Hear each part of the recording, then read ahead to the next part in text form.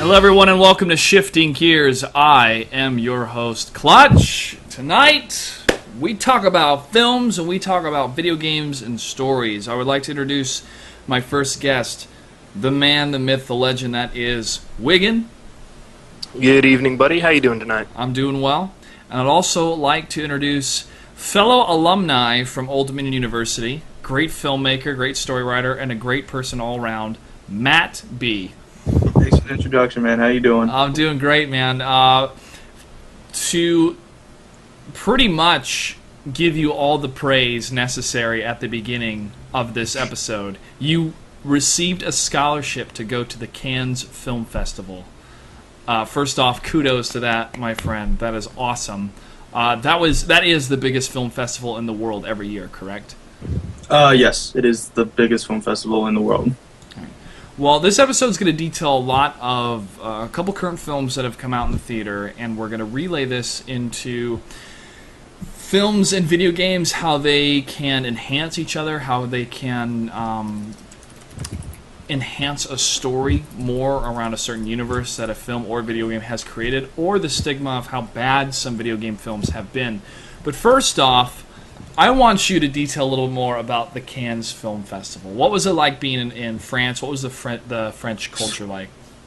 Well, this was my first time in Europe, and it was breathtaking. Like, in the south of France, right on the Mediterranean, flying over from Paris, just looking down at it, it's just like, whoa, I'm here, kind of thing. And one thing I learned about the French, they are a lot more open than we are, and what I mean by that is they aren't as stressed out and uptight about little things like we are, and there's no open container laws there, so you can be drinking alcohol while walking down the street at 5 a.m., and you wouldn't be the only one doing it. Like, we were on the beach until, like, sunrise, just drinking, having fun, and whatever. But people go grocery shopping every day instead of just going once a week. You know, they buy their dinner that night or what they're going to make, and they buy bread every day. And usually they don't make coffee while they're at their houses. They go to like a cafe or something, and coffee costs about €2, and it's about this big, but it's good. It's like really good. And anything you order, whether it's at a restaurant or a cafe, it comes with bread. That's another thing I learned. Surprised I didn't gain a lot of weight while I was there. A lot of bread, I'm sure. Or baguettes, as they call it. It's a type of bread. Baguette was €1 anywhere you went. Was the people themselves, were they nice? Were they cordial? They didn't seem snooty? What was the attitude there? In Paris, they did, because they could tell I was American because I was wearing a Yankee hat, and they just seemed like real assholes. I mean, I didn't want to say that word, but then when we go to the south of France, everyone's cool. It's like, hey, come with us. Hey, how you doing? Hey, you want this bottle of wine for free? Yeah, sure, why not? You know, and they were real cool. But they, I don't know what it was, but the French seemed really into politics. Like, they knew everything about our political system, everything about Norway's political system. Like, it was great. I was like, whoa, they're really in tune with the world. I don't watch the news at all, so. Wow. Well, cool, man. I've never been to France. I've been to London. Loved London. And I actually heard a lot of French speakers in London. I think I heard more foreign languages than I did English in London, but it was the capital of the world one time, the known world, back in the Empire days. Well, at Cannes, you can see a lot of films, and you told me that you saw 14 films. I saw 14 films. Can you describe some of them, or give us a top 5 of the films that you saw? Yeah, my top 5, starting with number 5, would be this film called White Elephant, which was I want to say Spanish film, I think. It was a foreign film, and it was basically about these two priests that go to the slums, and they're trying to like clean it up and whatnot, and then they get caught up in this gang war, and it was absolutely phenomenal. Then my number 4 would be this Canadian film called Lawrence Anyways, by the talented director, what's his name, Xavier Dolan, and it's about this man who's he's not gay, but he wants to be a woman. He wants to be a transvestite or whatever. And it's basically his journey from being a man and going through the whole process of getting a sex change. And it was pretty weird, but it was pretty good at the same time. Number 3 would be this movie called Mud by Mike Nichols, which had a couple of the kids from The Tree of Life, which won the Palme d'Or last year, and then Matthew McConaughey and Reese Witherspoon. And it's basically about this convict who's like on this island and living in this boat, and these two kids find this boat and they want to take the boat, but the convict kind of says like, look, it's my boat and you can have my gun if you help me get this boat and I can get off this island. That's how it goes pretty much. And then my number 2 would be The Hunt, which actually has Mad Mikkelsen in it, who plays the bad guy in Casino Royale. Okay. And the guy with the fucked up scar. And he actually won for Best Actor there this year at the con, and it's about this teacher who gets accused of sexually abusing one of his kindergarten students. But what it is, this girl like falls in love with him, this kindergarten girl, and basically he says, no, love is like a grown-up thing, you shouldn't be thinking about those. Well, she gets mad at him, and she basically accuses him of sexually abusing her to get back at him. And then it starts this whole chain of events, and everybody starts hating him. He's not allowed to go anywhere. And I swear, every single person in that theater was crying during the thing. And then my number 1 favorite movie, and it's been getting a lot of hype here too, is called Beasts of the Southern Wild. And it's about this young girl who lives with her father off the coast of New Orleans, and Hurricane Katrina hits. And it's about their survival and how she believes there's a magic in the world that no one sees anymore, and it's about how she copes with the world and her father's illness and stuff. And it's really good. It won Best Cinematography at the Cannes Film Festival this year. So those were my top 5. But out of the 14 I saw, it was a good mixture of American films, French films, Asian films. What was the one I saw? There was one Australian film that was really good called The Sapphires. Basically the Australian version of the of Dreamgirls. And not all of the films at the festival were good. I saw Dario Argento's Dracula 3D, which was absolutely awful. I sat next to a Mexican director during the premiere, and we kept shaking our heads and looking at each other the entire time, like, what is this? And probably the second worst movie I saw was called Maniac, which starred Elijah Wood. And the only cool thing about it was how the entire movie was shot in first person. It's like him going crazy, and like what he does, he like repairs mannequins, and like with his victims, he either like kills them and then turns them into mannequins, and or like peels off their skin and like puts them on the mannequins. And it was really weird. But then the second sounds like his character he played in Sin City years ago. Yeah, it was a little weird, but I also sat 5 rows away from Elijah Wood, so that was pretty cool to see Frodo like 10 feet away. Yeah. So that was pretty much my experience. I was dead tired after seeing those 14 films, though. Wow.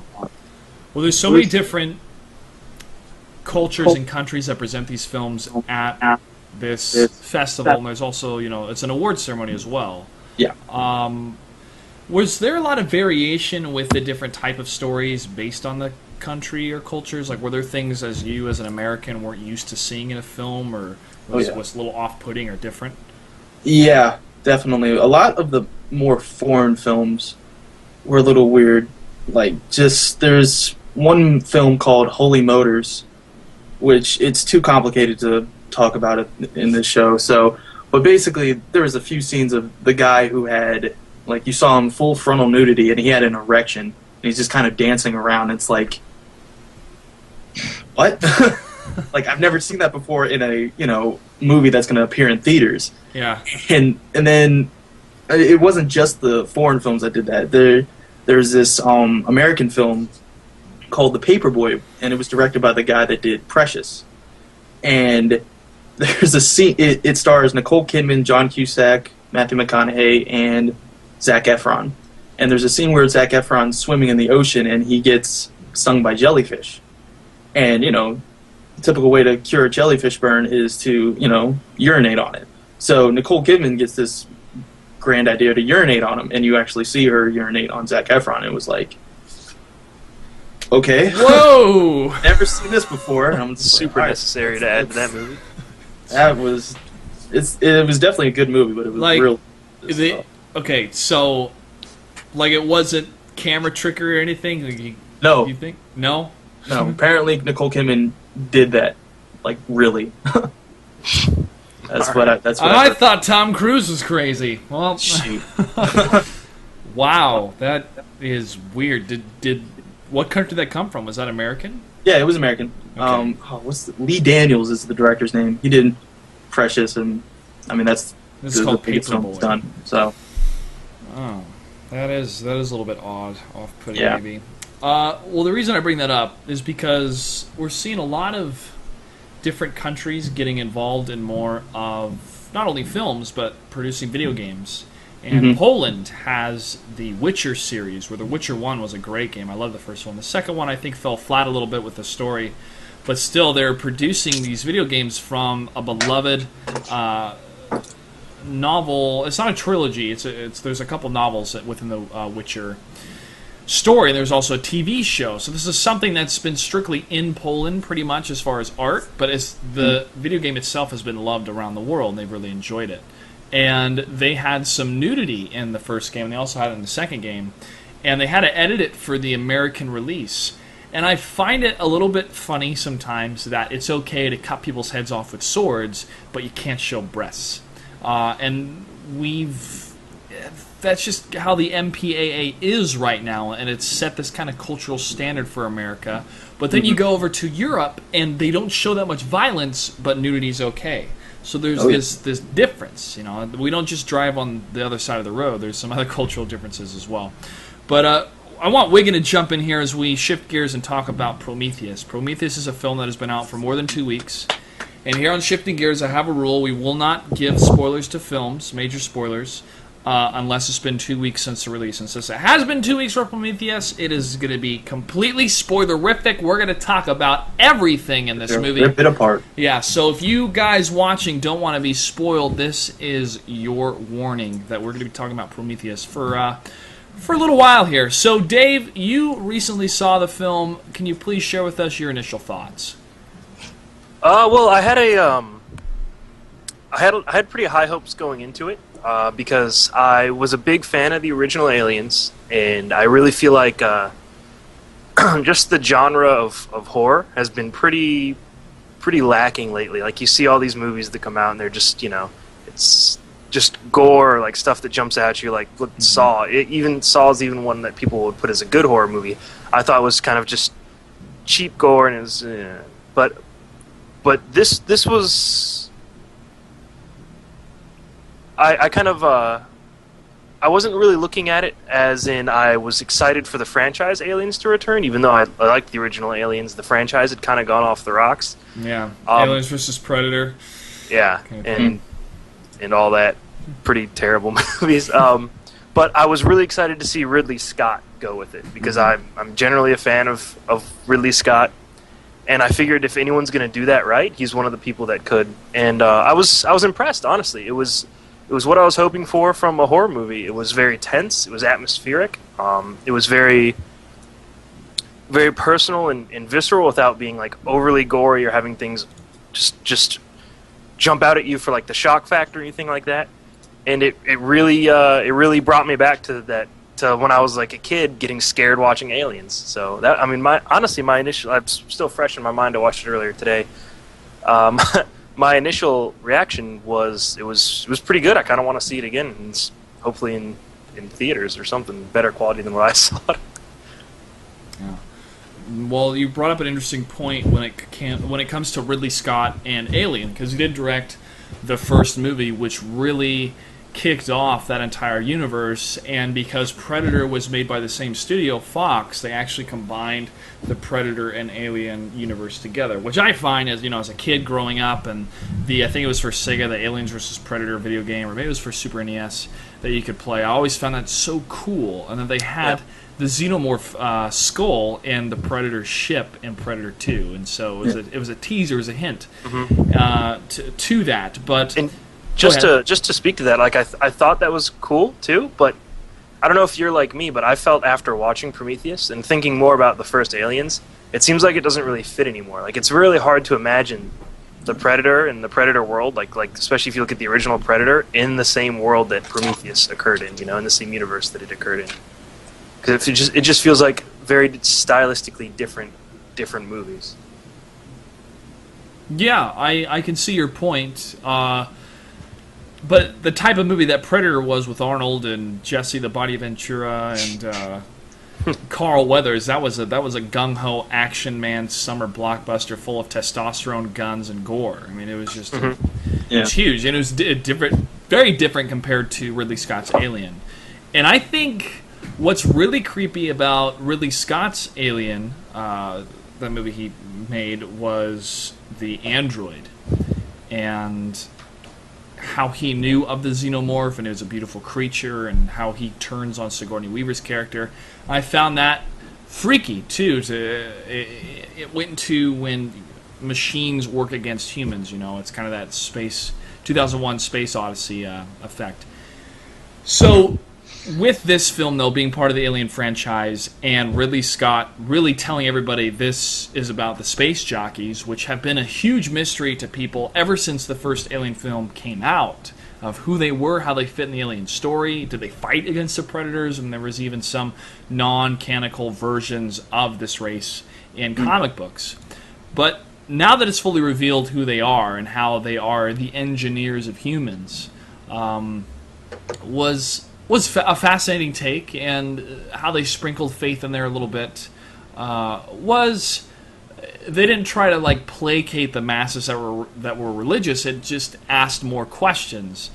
So when it comes to the story and trying to get in the depth of faith versus science, they didn't push that. It was more of, you know, what is this mystery out there that they're trying to figure out, and that it really just turns on them, which is kind of sad, especially for Guy Pearce's character in the end, just getting co-cocked by his android son to death. But I'm skipping a lot here. Let's move back and talk about what delivered. And Matt, you had some thoughts on what this film delivered on.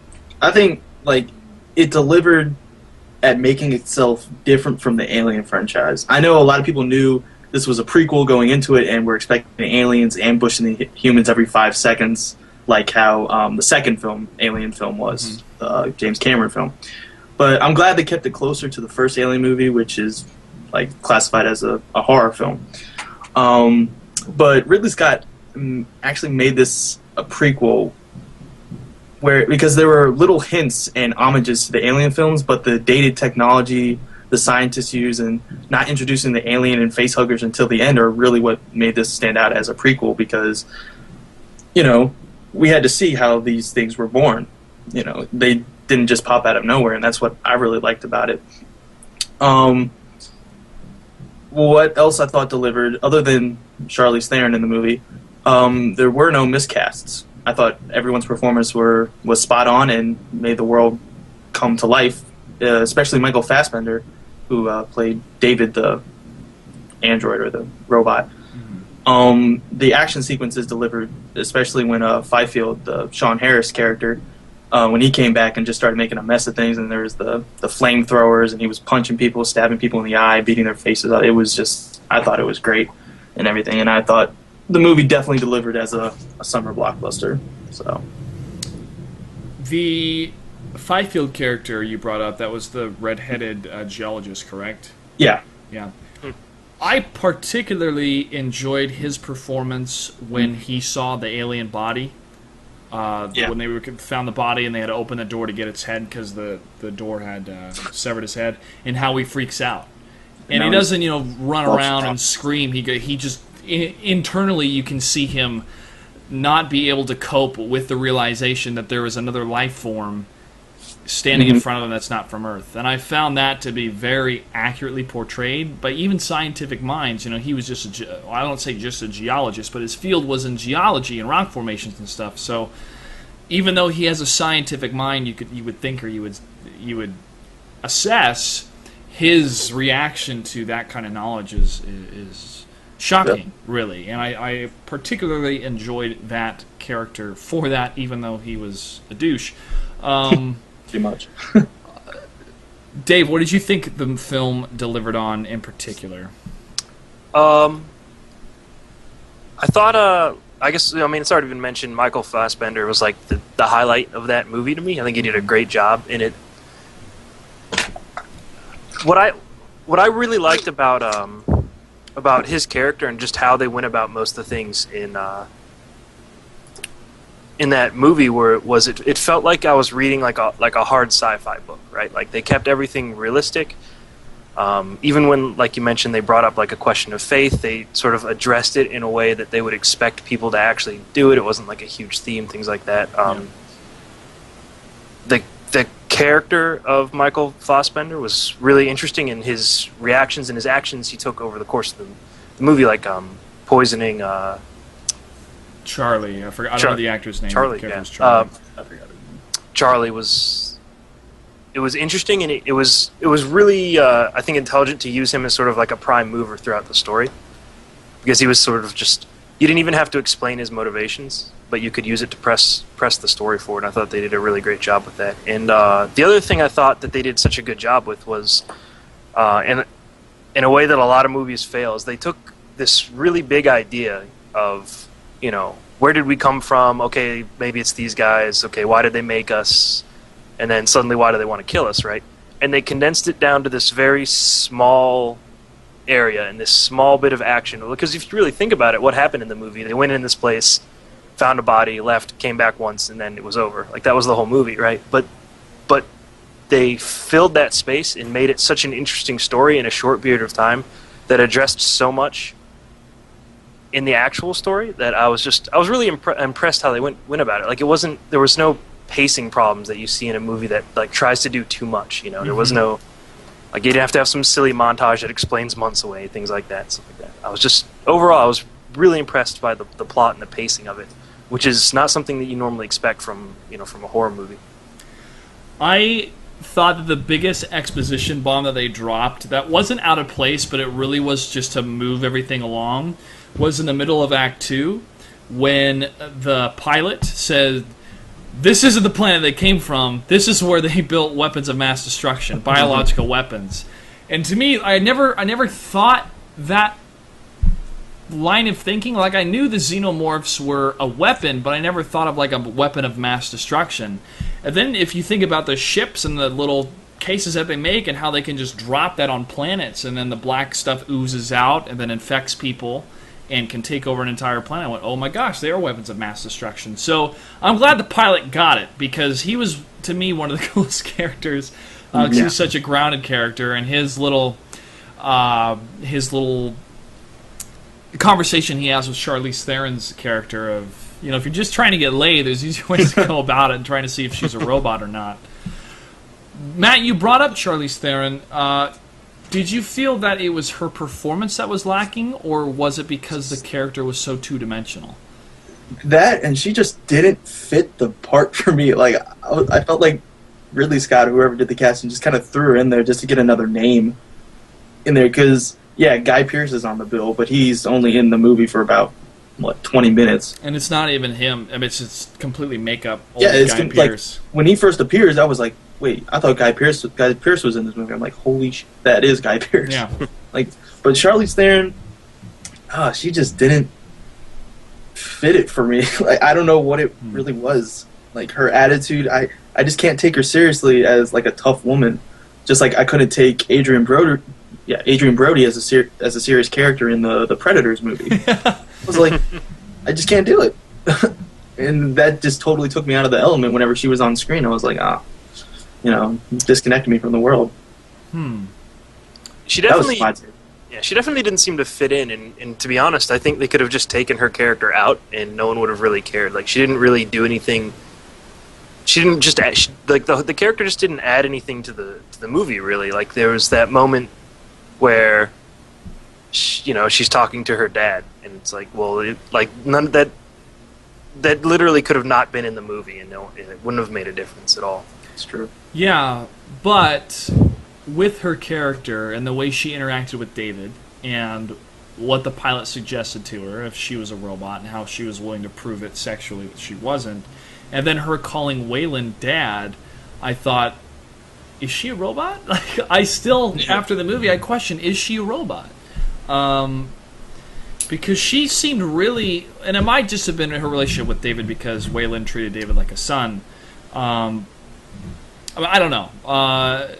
I don't think she was in the end, actually, because a robot would have known to run perpendicular to a falling object instead of... That was my other note. Yeah. Yeah. Like, why she didn't run left or right, I will never. Well, I don't know. The other robot just randomly started touching things the entire movie and getting everyone in trouble. So maybe they're not the smartest AI constructs. True. I didn't think she was an alien. I mean, a robot, because once she started crying when she was talking to Guy Pearce or her father. David can cry.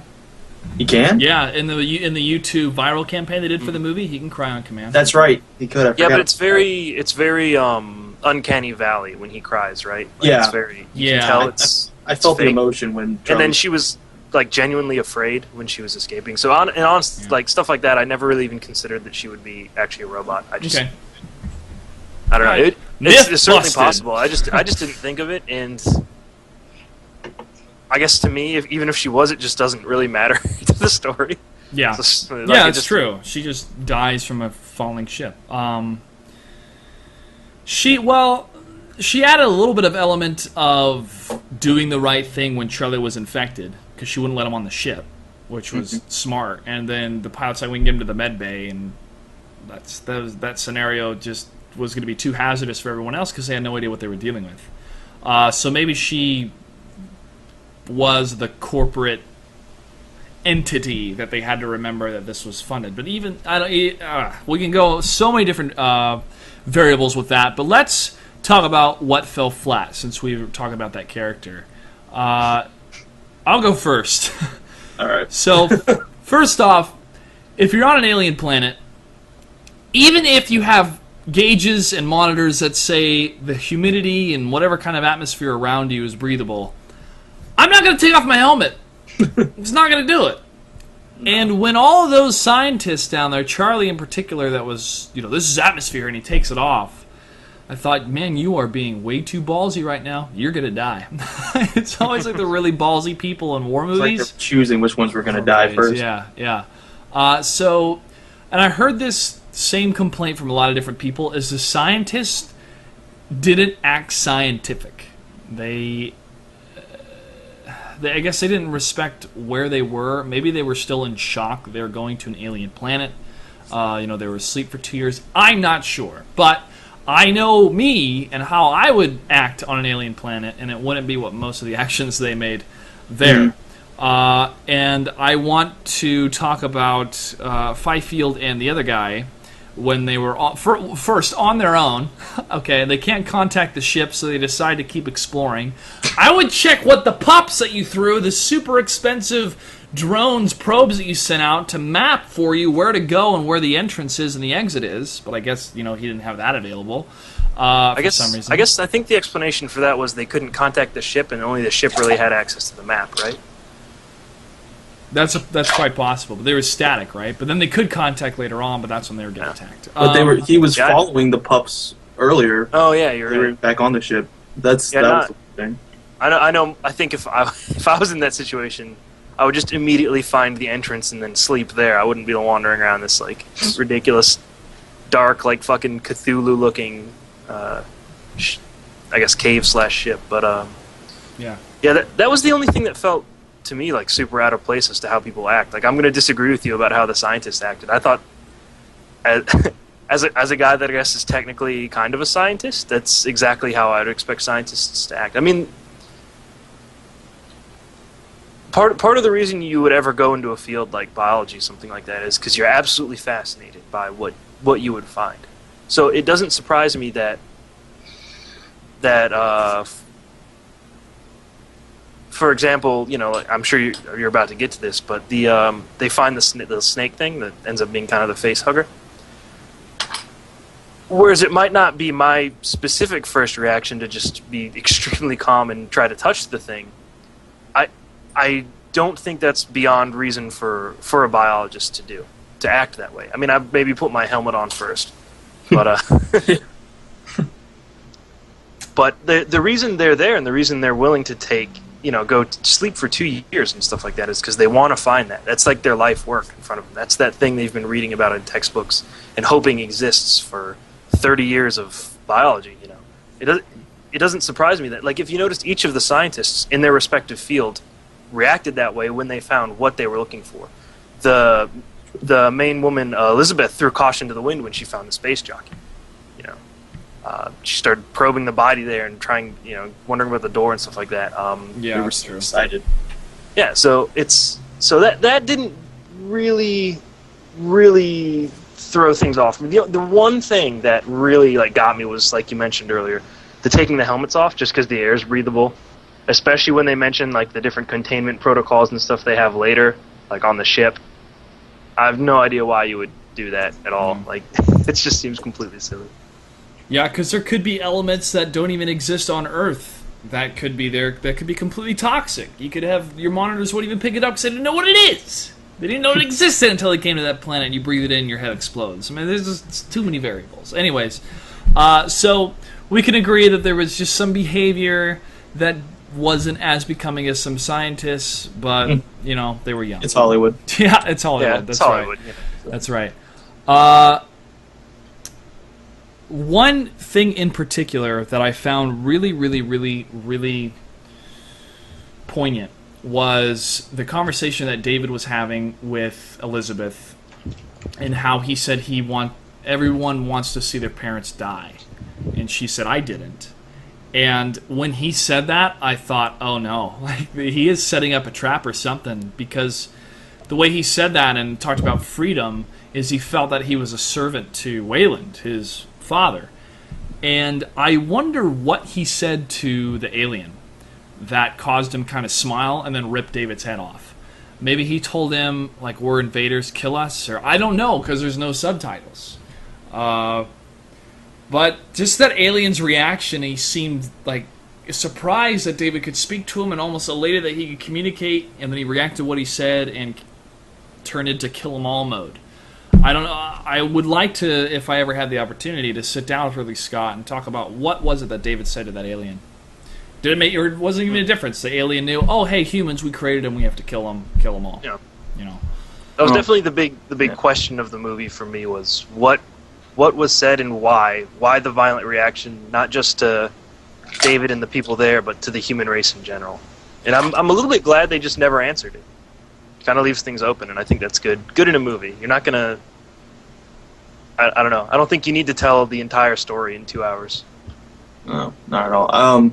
Going back to what he said before you guys' head ripped off, I thought I was just thinking he was saying oh hey, we're humans, we traveled all this way, we're just here for answers, and then the architect just looks at him and is just fuck that, and then bashes his head off. That's what I thought it was. That was my reaction. So, well, I don't like having unanswered questions in movies, but what this movie did was left that huge question of why unanswered, because that's a human truth that everyone seeks out for, really. That's part of mortality, to kind of see if there's a bigger picture, a bigger reason why. And when one of the scientists tells Shaw, it's well, now you know who created us, and you still want to wear that crucifix around your neck. She's like, well, who created them? That's even more questions that brings up. It answers some questions, but doesn't bring more.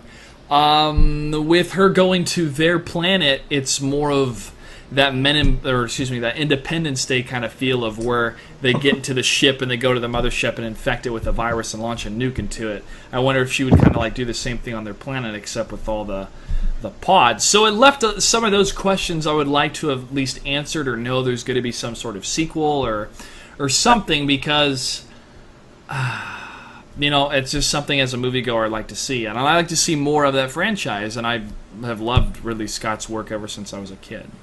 But gentlemen, before we move on into Brave, Matt, was there some more about character connection that you wanted to speak about? How there wasn't enough connection with some of the characters, at least with the one thing I thought felt flat with this movie was the story, not the story of the scientists going to find the architects of life, but the story between Charlie and Elizabeth, one of the B stories, or if you want to say the C story. I felt like there weren't enough scenes where it was just the two of them for the audience to fully connect with their world and the reasons why they initiated this voyage for answers. Mm-hmm. So there may be one or two, but when these are the main characters and one of them is going to get killed in the middle of the movie, as a director, I would want it to be a defining moment when this person is killed, and so there needs to be more connection made, because when Charlie gets killed, in the middle of the movie or so, I was kind of like, oh, he's giving himself up. Well, I really don't give a shit about him, so oh well, kill him. That was it. And then the scientists being total idiots, saying, "Come here, pretty girl," to the little thing that's poking out of the black ooze. It's like, yeah. Other than that, I love the movie. One of the biggest lessons I learned from Prometheus was to treat robots with respect, because I don't know if David would have infected Charlie if Charlie was nice to him, because it seemed David was giving him a last chance when he was asking him those questions about how he feels to have come this far and to meet his makers and what he had thought, and the way the script was, and how that reflected of David talking to his makers as humans, and how Charlie would completely dismiss whatever David thought because he wasn't real, he wasn't a human. And I think David was searching for something more, and with Charlie just shutting him down, continuing, went, all right, I'm going to do this experiment on you because you're a dick. and that was it. So I'm glad that they didn't draw out the infection of, we have to do everything we can to save him. Charlie just pretty much, do it, I give up, I'm done, I understand that I'm a dead man. I would have rather taken a bullet to the face than to be burned alive. That's incredibly painful. Last thing I want to wrap up with this conversation for Prometheus is the graphics were amazing. They really were, and they didn't rely too much on the graphics to tell a story. I felt the acting was good where it needed to be. And within the overall theme of this episode of video game tie-ins, there is no proper way to put this film into a video game, unless they were to make some sort of sequel or something, because there's not enough action, there's not enough puzzle solving. It's seriously what David said. They go into a cave, find a body, and come back. Pretty much. And try to figure out the mystery of life and where we come from and where we're going. Now, however, within the Alien franchise, we have seen a lot of video games, and one of them coming up is Colonial Marines. Yep. Which looks pretty cool. I remember the Alien vs. Predator video game I played, oh man, back in like 2002, 2003. It was a while ago. They came out with another one later on. They rebooted it, but okay. Being a Marine against those xenomorphs was freaky, man, because you'd have a little radar in the bottom left-hand corner of your screen. You hear the pings, and you're looking down a very dark hallway, and you have one flare, and you want to get that flare right. So you fire the flare right when the xenomorph comes around the corner, just going crazy, running on top of the ceiling. You're just yelling as like a 13-year-old kid, trying to shoot that thing. It was freaky, man. Yeah. It was a good game. So I feel that within the Alien franchise, they can create a lot of really cool horror-type video games, and also the more action shooter types. And the stalking as a Predator is fun as well. Brave. Did any of you see Brave, or am I the only one who saw it? No, I saw it.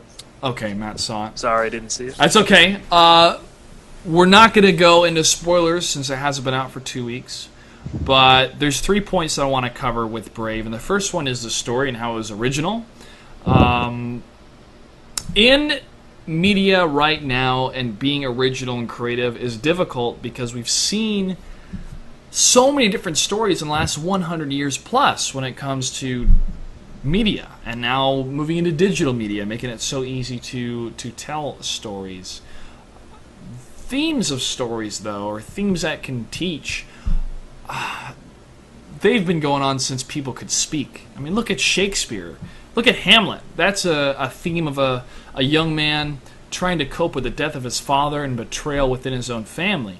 You can see that theme repeated over and over again. You can see some of that in Spider-Man. A death in the family, trying to get revenge, understanding who he is. So those themes are repetitive. But in Brave, you have the theme of a girl and the relationship she has with her mom. And a lot of times as kids, or in the media portrayal of kids, the kids are wrong, or the kids need to learn a lesson, or the kids need to grow up. And it's been more of a rarity to me that the parents have to change as well. And to me, Brave highlighted the relationship between children and parents, and that parents are going through this for the first time as well, and that they're learning. But Matt, since you saw the film, what are your thoughts on it story-wise?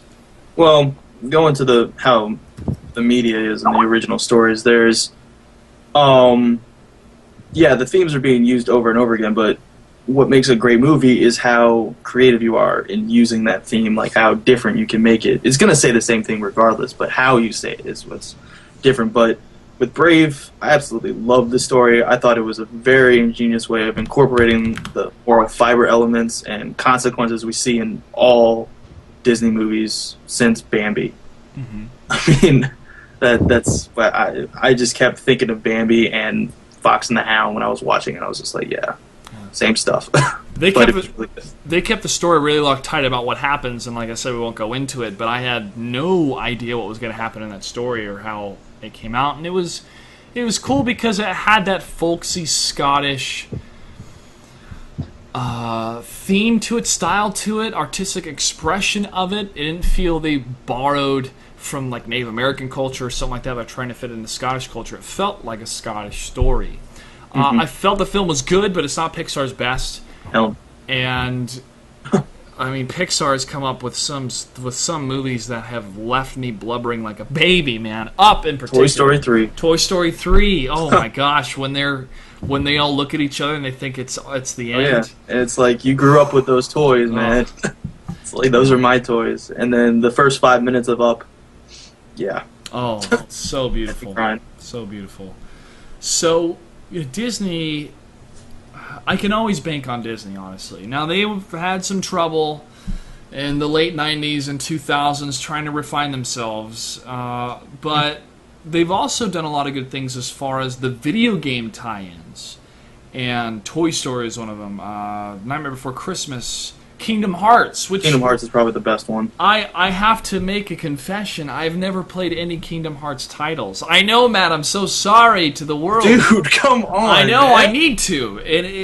They're probably they're two of my favorite games of all time. To me, mixing in Final Fantasy characters within the world of Disney, you would think there's no way that could fail, and it didn't in the first two games. It works. I know. I need to find a copy of the first game. The other thing about it is just how adult the game is. Yeah, it's a kid's game, but then it's also a good game for adults to play because it has adult themes, and it's like, wow. I never knew that there could be so much sorrow and sadness in a Disney Final Fantasy, twist and combination. It's like, holy. And what's cool is they bring back most of the voice actors to voice the characters that they did in the films. Walt Disney said a very, very, very, very cool thing, and I am paraphrasing this, but it's at the end of a Pixar story, which is a documentary about Pixar. And Walt Disney says, paraphrasing, that they don't create movies for adults, they don't create movies for children. They create movies for the peace of happiness within all of us that we're all searching for, or something like that. And I went, that's the genius! That's the exactly genius behind it. Yes, I agree. Oh my goodness. That's why I think Walt Disney is one of the greatest human beings ever to live on Earth. Yeah. But yeah, that line, it describes Kingdom Hearts perfectly. If you you don't even have to play. If you just go on YouTube and watch, Let's Play Kingdom Hearts, just watch it there for a couple episodes and you'll see it. Well, hopefully I'll have some sort of HD edition they'll release on PlayStation 3 or something. I'm so waiting for it. I would love to do it. And they have a lot of different copies of the different games for different systems, too, on a lot of handhelds as well, I've seen. I don't have any handheld systems. Yeah. But I need to play those. Getting back to the different video games they made, Disney does this very well. There is a Brave game that you can play on different consoles, especially the Wii, which is more for kids, but also on mobile devices, and how you can play as your favorite character. You can play the movie within the video game. There's kind of a more enhanced version of the story where you can interact more. They bring in the voice actors a lot of times to voice the game and the movie, sometimes in the same run. So Disney does pretty good. I don't know what the sales are for those video games, but they do a pretty good job of expanding the product of the film into the video game realm. Mm. We've grown up with video games. We've grown up seeing these titles. Dave, are there any specific titles you can think of that have come out recently that have been a part of this, or has it really just been kind of the smaller console for kids type of games? You're talking about film, like video games that are film adaptations specifically, or like Brave comes out and they release a video game as well with Brave, or this movie comes out and they release a video game as well. I mean, I don't think you and I even play those games anymore. Yeah, I'm probably the wrong person, the wrong kind of gamer to ask about that, right? Like I'm 100% a multiplayer, with the exception of the Mass Effect series or something like that. Multiplayer, like competitive guy, and those games don't really fit into that niche at all. And to be honest, anytime I see, in my mind at least, there's sort of a stigma attached to a video game that is based on a film. Mm-hmm. They just never seem good. Like, I know there are a couple notable exceptions, but normally they're not really. I look at it the same way I look at like a McDonald's toy for like a film. It's just like this extra thing that people can get for their kid. Like, yeah. I don't know.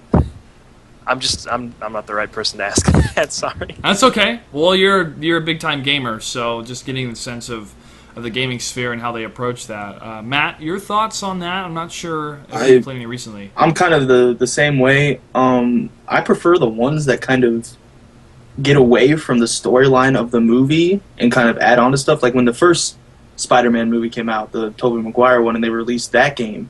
Yeah, it went along with the movie, but there were still sections in between before you fought the Green Goblin at the end, where you fought other popular Spider-Man villains. Mm-hmm. And that's what I really enjoyed about that game. And the best one I think that's come out lately, even though it didn't, like how Brave, the movie comes out and the game comes out, but would be the Ghostbusters game.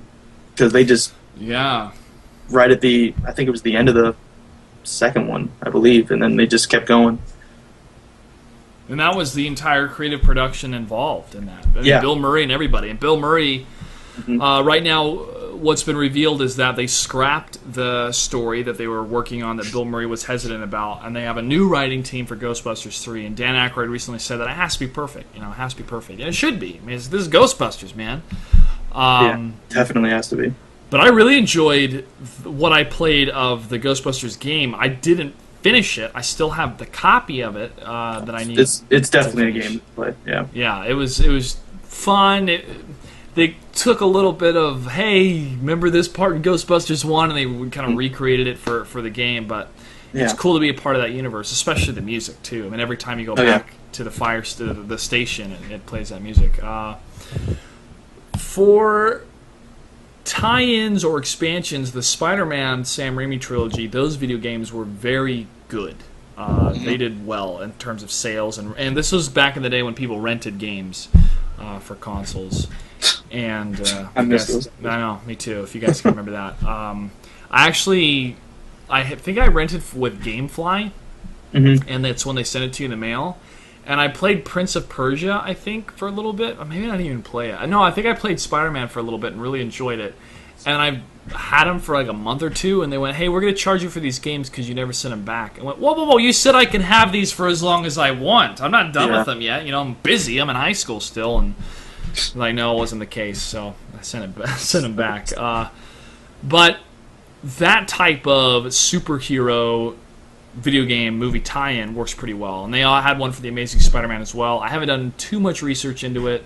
I am more inclined to play it if they have the same voice actors, because I feel if they take the movie production seriously and they take the game production seriously as a voice actor, then I'm more inclined to play it, because that professionalism and seriousness into the game helps the production all around.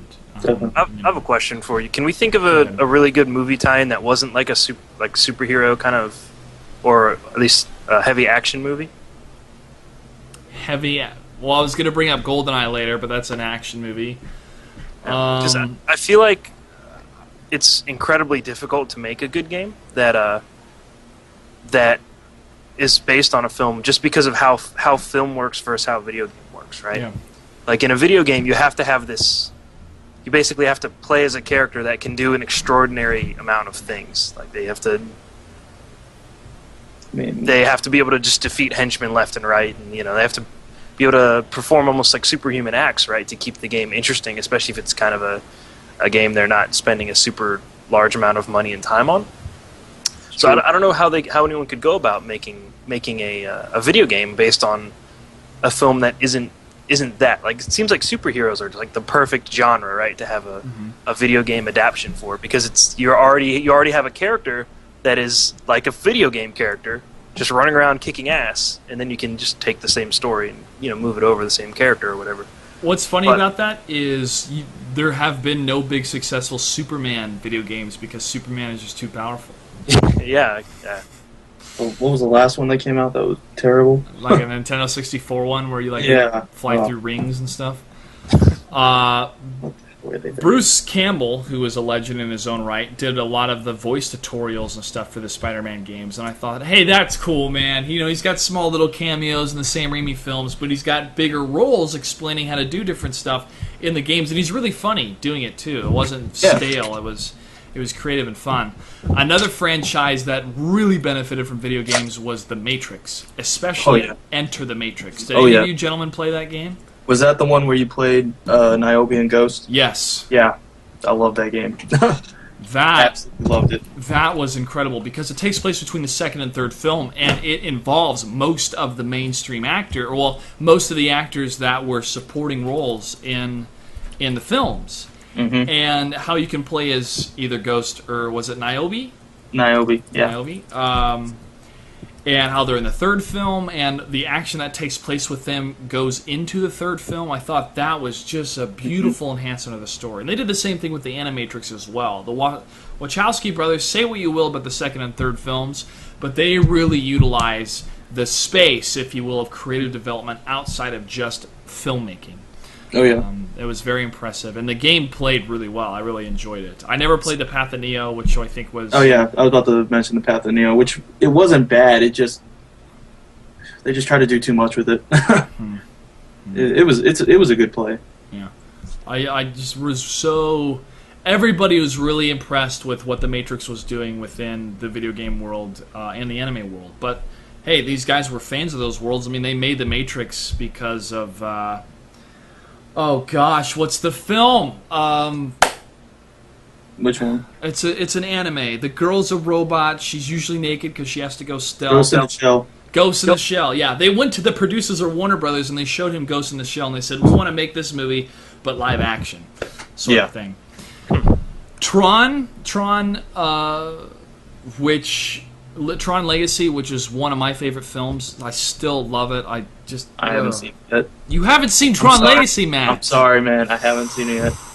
Dude. I've been meaning to. Dude, I developed a crush on Olivia Wilde, not just because of her looks, because of that film. Love that film. And they had a video game tie-in that was a prequel. I never played it, and the gameplay was a little shy from what I heard, but I heard the story was cool. And, Dave, you brought up that a lot of titles with the video game tie-ins, movie tie-ins, have to be kind of super action, superhero type. But there's been a recent game that was released by Telltale Games, and it's the sequel to the Back to the Future franchise, which is not an action-oriented, it's an adventure-oriented film. And the game is an adventure-oriented game. You have to kind of solve puzzles and do some other things. I haven't played it, but they had voice actors. Christopher Lloyd reprised his role as Doc Brown, and even Michael J. Fox was in it for a little bit. Somebody else played Marty, but Michael J. Fox made an appearance in the last episode of the game. But that is a beautiful film franchise, and for them to make a canonized sequel, because the producer of the franchise is involved in this, and also with the writing, I believe, for Back to the Future is pretty cool. So that's on my list to buy from Steam. But that's really, Dave, kind of like one of the only examples I can think of that's not a super action superhero type game. But yeah, I have another one. Have you played the Walking Dead game yet? No, I haven't. I've heard really good things. Yeah, I played the first and second episode, and it's not action. It's kind of like how the second season was, if you've seen The Walking Dead, where it kind of was really slow, but like zombies popped up every now and again kind of thing. But what I really like about this game is one, every choice you make has an effect on the game and its outcome. So you say something bad to one character, he will remember that, and then if he's supposed to save you at one point, he might save you, he might not, and then it just kind of becomes this maelstrom of just what the hell is going to happen. And I really enjoy the game. There's so much emotion in it. It's blown me away so far.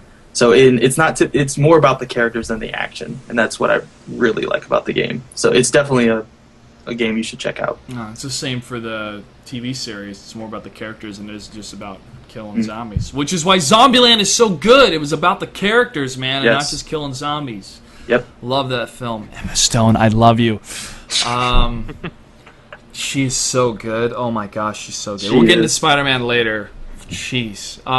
Video game iterations. From NES, we had Indiana Jones, which took me 8 years to complete, because when I started, when I was about 5 or 6, playing Indiana Jones and the Last Crusade, my cognitive process in my brain wasn't fully developed to understand the puzzles. But then one day I realized, and I think it was from doing my Sean Connery impersonations, that Jehovah starts with an I, that you have to walk on these tiles, and it's lettered, and you have to spell Jehovah, but you have to remember it starts with an I. And once I realized that, when I was older, I was able to beat the game. And I was telling my parents and telling everybody, it took me so long to beat it, but I did. Is that the one where if you stepped on the wrong letter, you fell through, and then there's like some monster trying to grab your ankle or something? No, there wasn't a monster, but you'd fall through, and that was it. Oh, okay. Then I got a different game in my head. Okay. But there've been other iterations. It's like straight up from film to video game. And Matt, you listed off a couple. Why don't you go ahead and go through some of those? The Men in Black game, which was it was like Men in Black something. Don't play it. There was Black Hawk Down, which was really praised for its multiplayer, which was great. The Lord of the Rings trilogy, they actually had a couple games. They had the ones where you played as Aragorn and Legolas, and you just fought orcs the entire time. But then there was others that actually there was only one that was for the Fellowship of the Ring, where it kind of went more by the book's path than the movie's path, because the movie left out a lot of stuff. Mm-hmm. But so you played like by the book instead of the film. That was really cool. The Clash of the Titans game, which just came out, and I think of Wrath of the Titans game also came out too. The entire Star Wars saga. Star Wars, dude, there's a video game franchise that has been doing it right. They've been going on a lot for of years. Yeah. Rogue Squadron, NES. Knights of the Old Republic, one of the greatest stories of all time of video games, period. Then they had the Lego Star Wars now. Yeah. Lego everything now. Batman, Indiana Jones, they're going everywhere. Oh, yeah. What is some... Oh, the Godfather games, or movies, I should say. Those actually weren't too bad. Back to the Future, like we already talked about. Ghostbusters. We already talked about Harry Potter. I think I had the first one. That was actually really cool. You got to do the spells and learn them and stuff. It was kind of cool. The chat's Talked mentioning about the Matrix trilogy and Godzilla back on Super NES. Those are some old games. Go ahead, Wigan. What were you going to say? Saying that the chat's mentioning all the Star Wars games. It's like you almost don't even think of them as film adaptations, right? At this point. But like Rogue Squadron and things like that. Rogue Squadron are like my favorite all time. Shadows of the Empire, still one of my Shadows of the Empire. Dash Rendar, man. Dash Dash. Rendar. Favorite What a game. name. Han Solo and Dash Rendar. Force Unleashed, which won awards for its writing. That was a beautifully written game. The sequel fell flat. It was rushed. But Force Unleashed was really good. That's what I heard about it, yeah. So Star Wars and LucasArts been doing a lot of good things. Lucas is so rich. He is, gets man. money for every single thing for that movie because he was to hire smart back in somebody the to tell 70s. him no. Yeah, so whoa! That's right, man. Should have hired somebody to tell him no.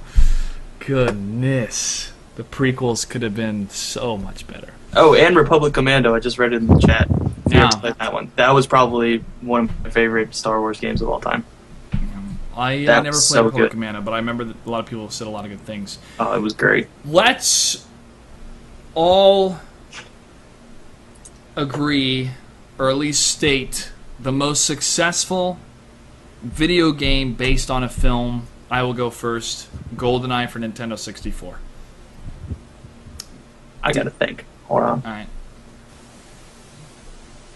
Anyone? GoldenEye is a good one. Knights of the Old Republic. That would be mine. Shit, Halo wasn't a movie. Should be. It almost was with Peter Oh, if Jackson. they make a movie, they better not butcher it. It was going to be the guy that They directed... will, don't worry. Yeah, the guy that directed District 9. That's gonna be great. Hey, it could be worse. Could be Uwe Boll. We'll talk about that guy in a little bit. God. Do we need yeah, a, I have to agree. Do we need a commercial break, Matt, so you can think? Oh no, I agree. GoldenEye. GoldenEye? Yeah. All right, we'll still take a commercial break, guys. When we come back, we're going to move into more kind of the way stories are written for films and how that translates into video games, and also the stigma of video game movies and whatnot. So stay tuned. We'll be right back. This is Shifting Gears.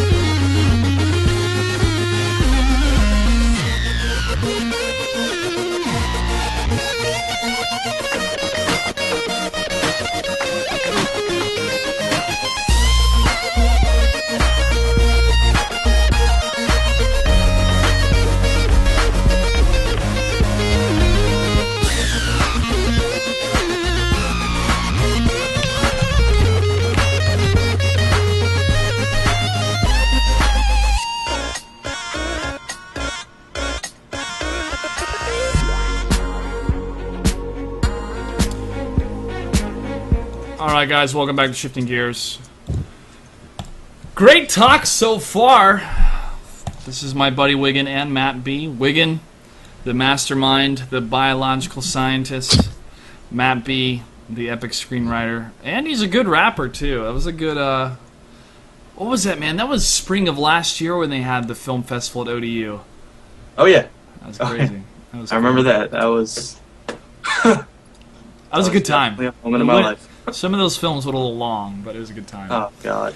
So let's shift gears here and talk about video games into films, kind of the reverse of what we've been talking about. And right now there is this stigma of video games into films because of crap that has been made in the past. Why such a stigma, do you ask? Well, Matt listed off a number of films: Max Payne, Blood Rain, Doom, Hitman, Final Fantasy, Super Mario, Street Fighter. But there have been some good ones. There have been some good. I like Super Mario. I think it's funny. Yeah, I bought when it was on for $5 at Walmart. I was like, yes. Yeah, it's just entertaining to watch. And I actually got to work with the girl that played Princess Daisy. She's very lovely, very lovely lady. Yes, we were on a film set together for a Lifetime movie, and I was supposed to dance with her at a bar and kind of smooch with her for a bit. Yes, Princess Daisy. I still get residual checks for that. So she's very nice. So let's talk about some of these films. Max Payne, which I think is the most recently released of this list. Was Hitman before Max Payne? I think No. so. Was it? Wait, yeah. I think Yeah. it was. Never mind. Yeah. So Max Payne, the latest, starring Mark Wahlberg. Also Mila Kunis is in. Who she's firecracker. She's attractive. And Ludacris. Chris Ludacris was in there. Completely forgettable. So, since this film was released a couple years ago, I remember the long shots they took for awkward transitions. The story they try to stretch out a lot more story than what they could fit within 2 hours, even though the video games had a lot of story. They combined actually the first and second video game. Mm-hmm. It just didn't work well as a film, man. The ending was kind of crazy with Mark Wahlberg on the drugs going nuts. Mm-hmm. But it just fell flat. And you, Matt, as a filmmaker, is there anything that could have salvaged that movie, or what went wrong?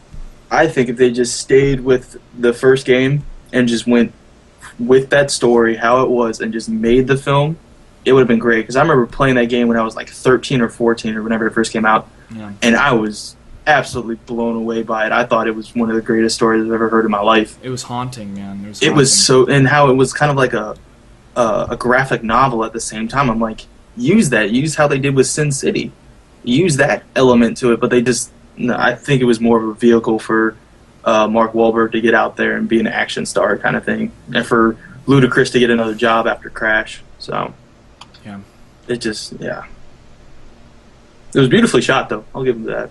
It was, cinematography was great. It's just the transitions took way too long. Oh, other than that, The third Max Payne game was cool. It felt like Drive and Man on Fire mixed together.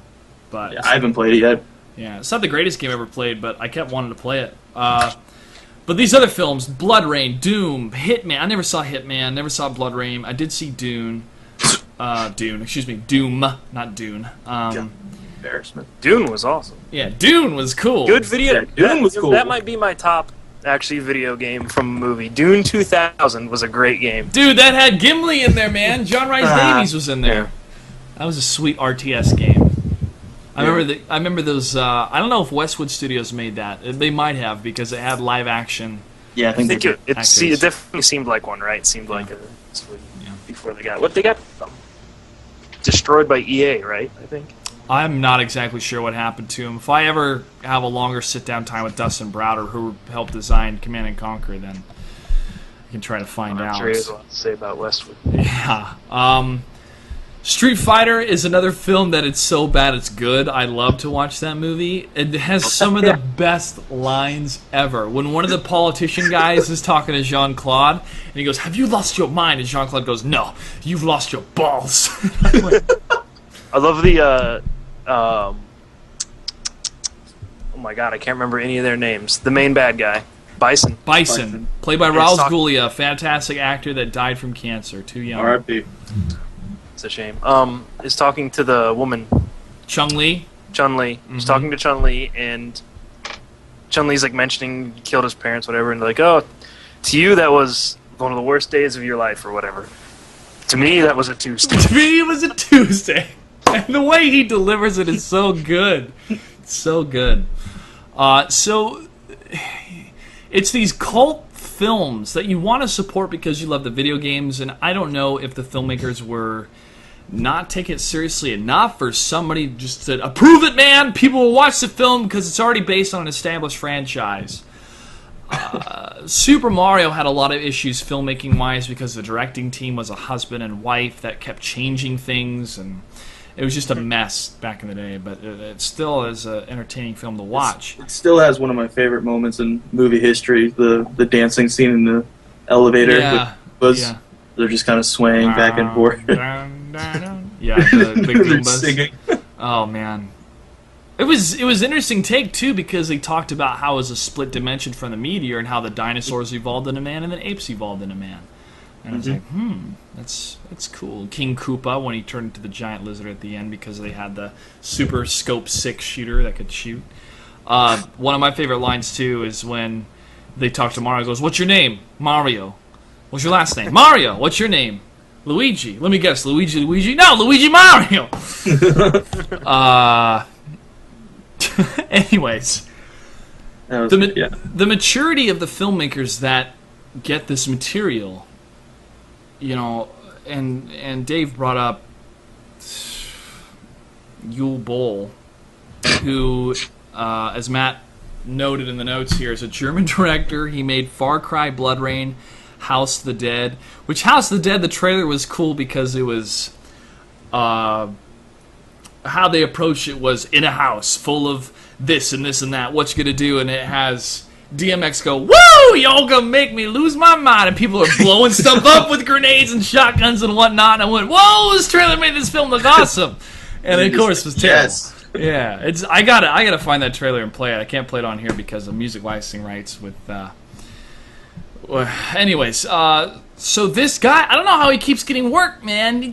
These films are not good. And what's funny too is when Blizzard, when Blizzard announced that they were doing the World of Warcraft movie, and Yul Boll expressed interest that this was back in 2006, man. Oh.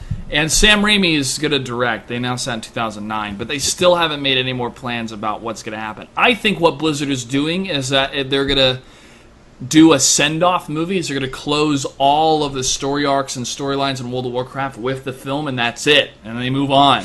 I think that's the best way to do it. Not make a film between Frozen Throne and World of Warcraft. We don't care about in-between stories, guys. We want closure. They need to go back to vanilla and just leave it at that. You've already retconned so much stuff, man. Just end it and move on to Titan. I hate WoW right now. Yeah, I don't play it anymore. I don't Blizzard, but WoW got weird. Anyway, so Yul Bol told them, hey, I'd love to direct for you. And Blizzard went, we're not selling the rights to anyone, especially you. That's what I thought you were going to say, was they gave the rights to Yul Bol. No. I was about to sign off right now. No, Legendary Pictures, which has made such amazing films as, I don't know, the Batman trilogy with Christopher Nolan, has the rights to it, and then Blizzard will work with them. I think that this really could put a beautiful end to what has happened so much in the story of World of Warcraft with a great film, and it's going to be live action. I think they could do a good job with, and you don't have to have super budgets. You just have a tight story with honest actors, and you can make something memorable. They did with 300. Yeah, 300, man. That was a tight story. So, what is it about the maturity of filmmakers approaching the material of video games? It seems they get people that are either really cheap or nobody else wants it. And Matt, what are your thoughts? Then we'll move on to Dave on this. I mean, I just kind of think the only people that could make a movie based on a video game are the ones who grew up playing video games, because they know what to keep in and what to take out and what the audience wants to see who are fans of these video games.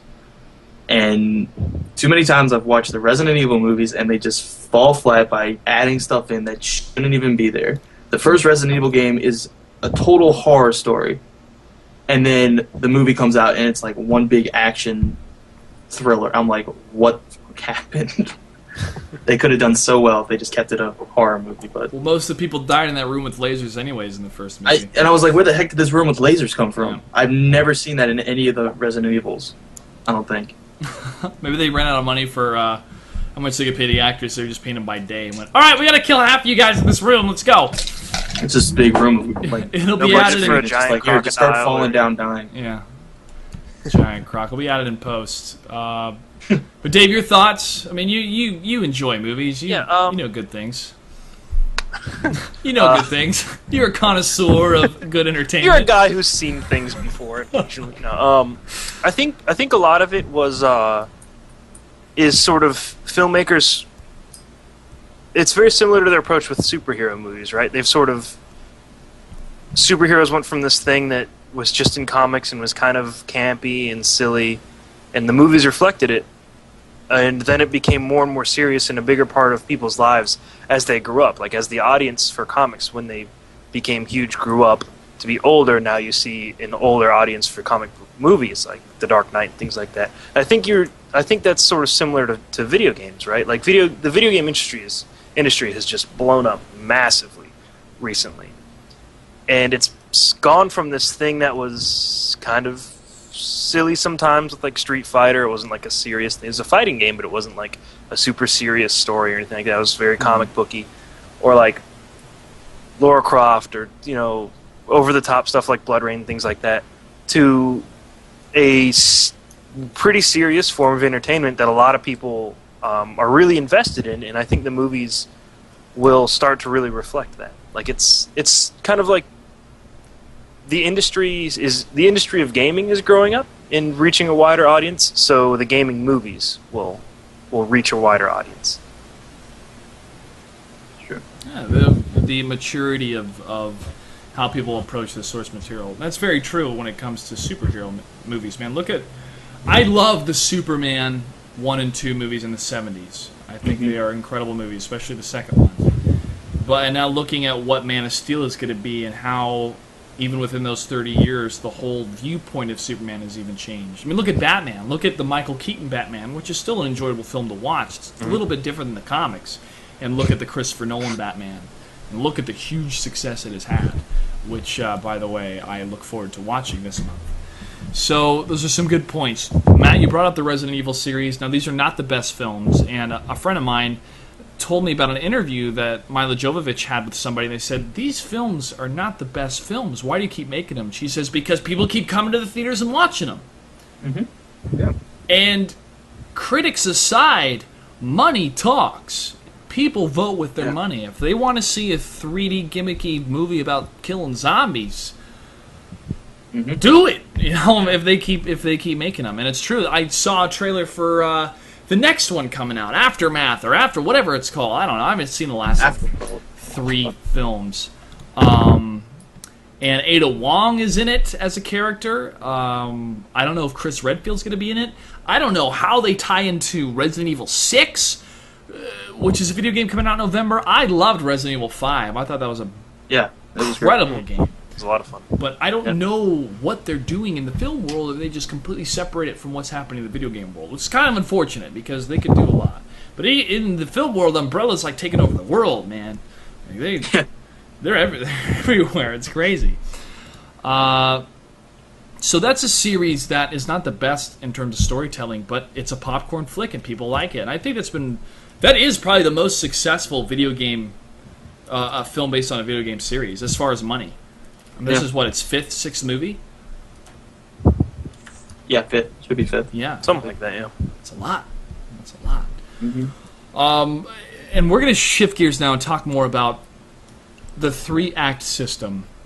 And when you have to either condense or form a story that is very long in some of these huge epics of video games, for example, any Final Fantasy, that can take 25 hours to complete without doing extra stuff, to 40 to 100 hours if you want to get everything.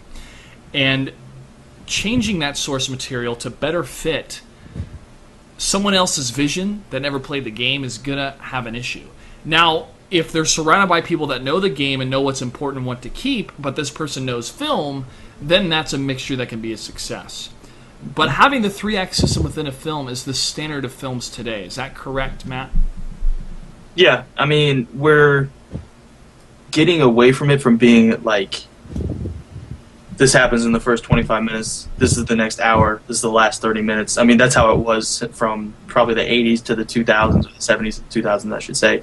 But now we're getting into where the first act might be the first 10 minutes of the movie, and then second act might be the next 20 minutes, and then the third act might be the next 2 hours. It's really variations, but yeah, the standard system is a 3-act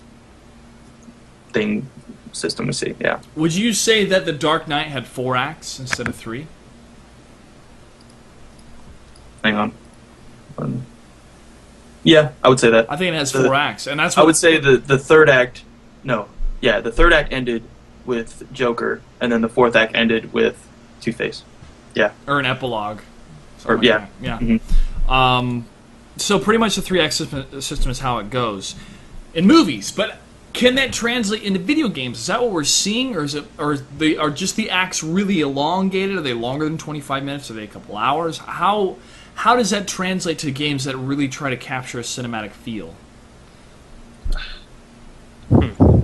I don't think with video games, I don't think it's a matter of first 25 minutes, second is an hour long. I think it's more the first 2 or 3 chapters in the game is Act 1 or whatever, and then the next 7 is Act 2, and then the last 4 is Act 3. I think that's how they're doing it, because, you know, a game can't be 2 hours long. That would be too easy to beat. You know, yeah. So, and one of the games I think of immediately is Heavy Rain, which is one of my favorite video games of all time. That was a tough game to play emotionally. Yeah. It was. And they used, it probably was more of a 5-act system now that I think about it, since there were so many characters. But yeah, they used the standard system of, like, the act system of Hollywood in order to get across, because it really was like you were playing a movie the entire time. And that was French produced too. I don't know if that was France or Canadian French, but that was a French company that made that game. France.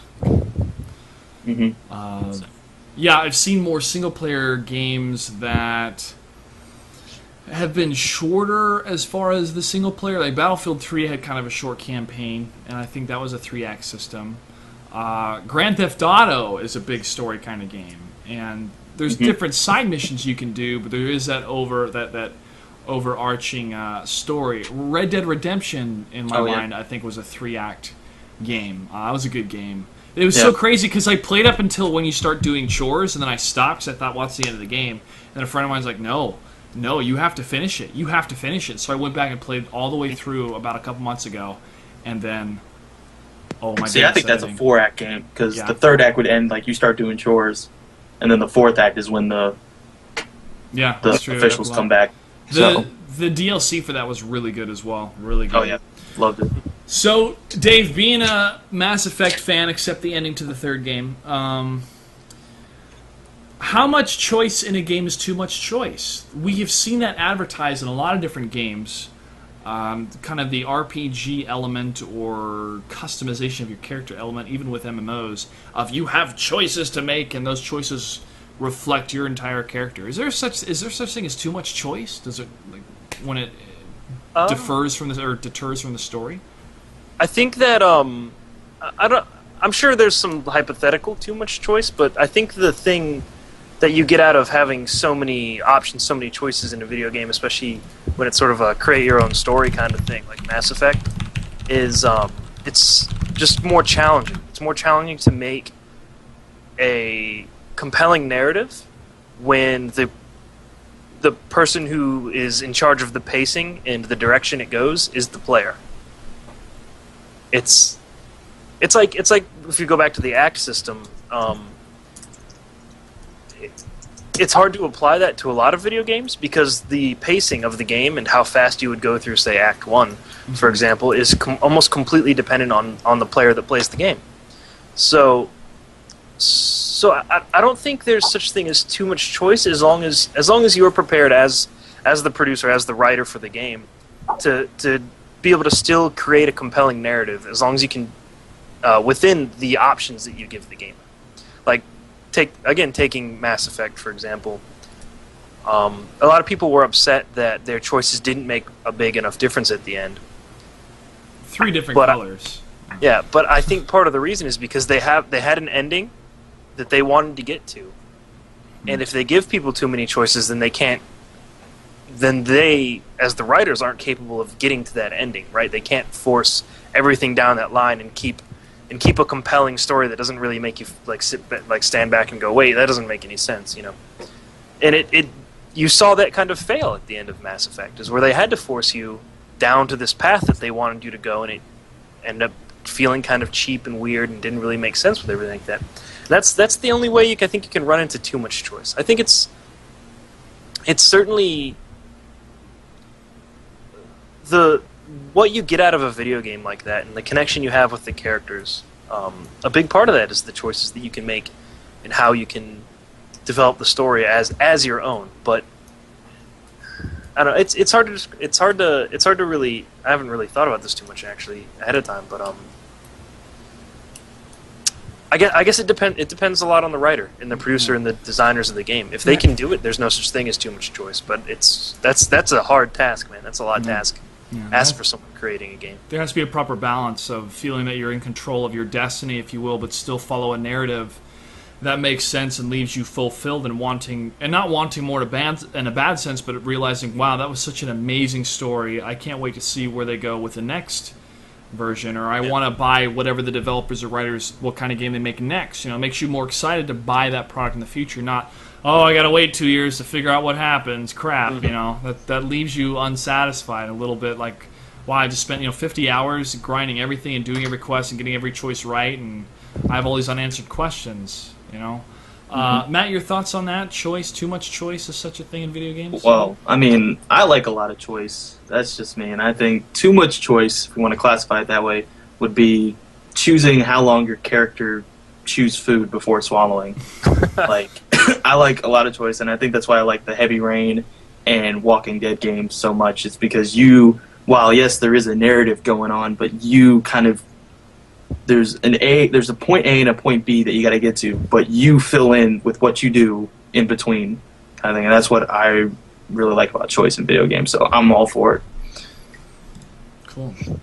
All right, now this is the most important thing when it comes to being a storyteller, to being an actor, to create something that's so good, people not only enjoy it, but they want others to experience it as well. They want to share it with their friends. And I don't mean like Facebook share. I mean, seriously, dude, I will go see this movie again. It's so good. If you'll go, share.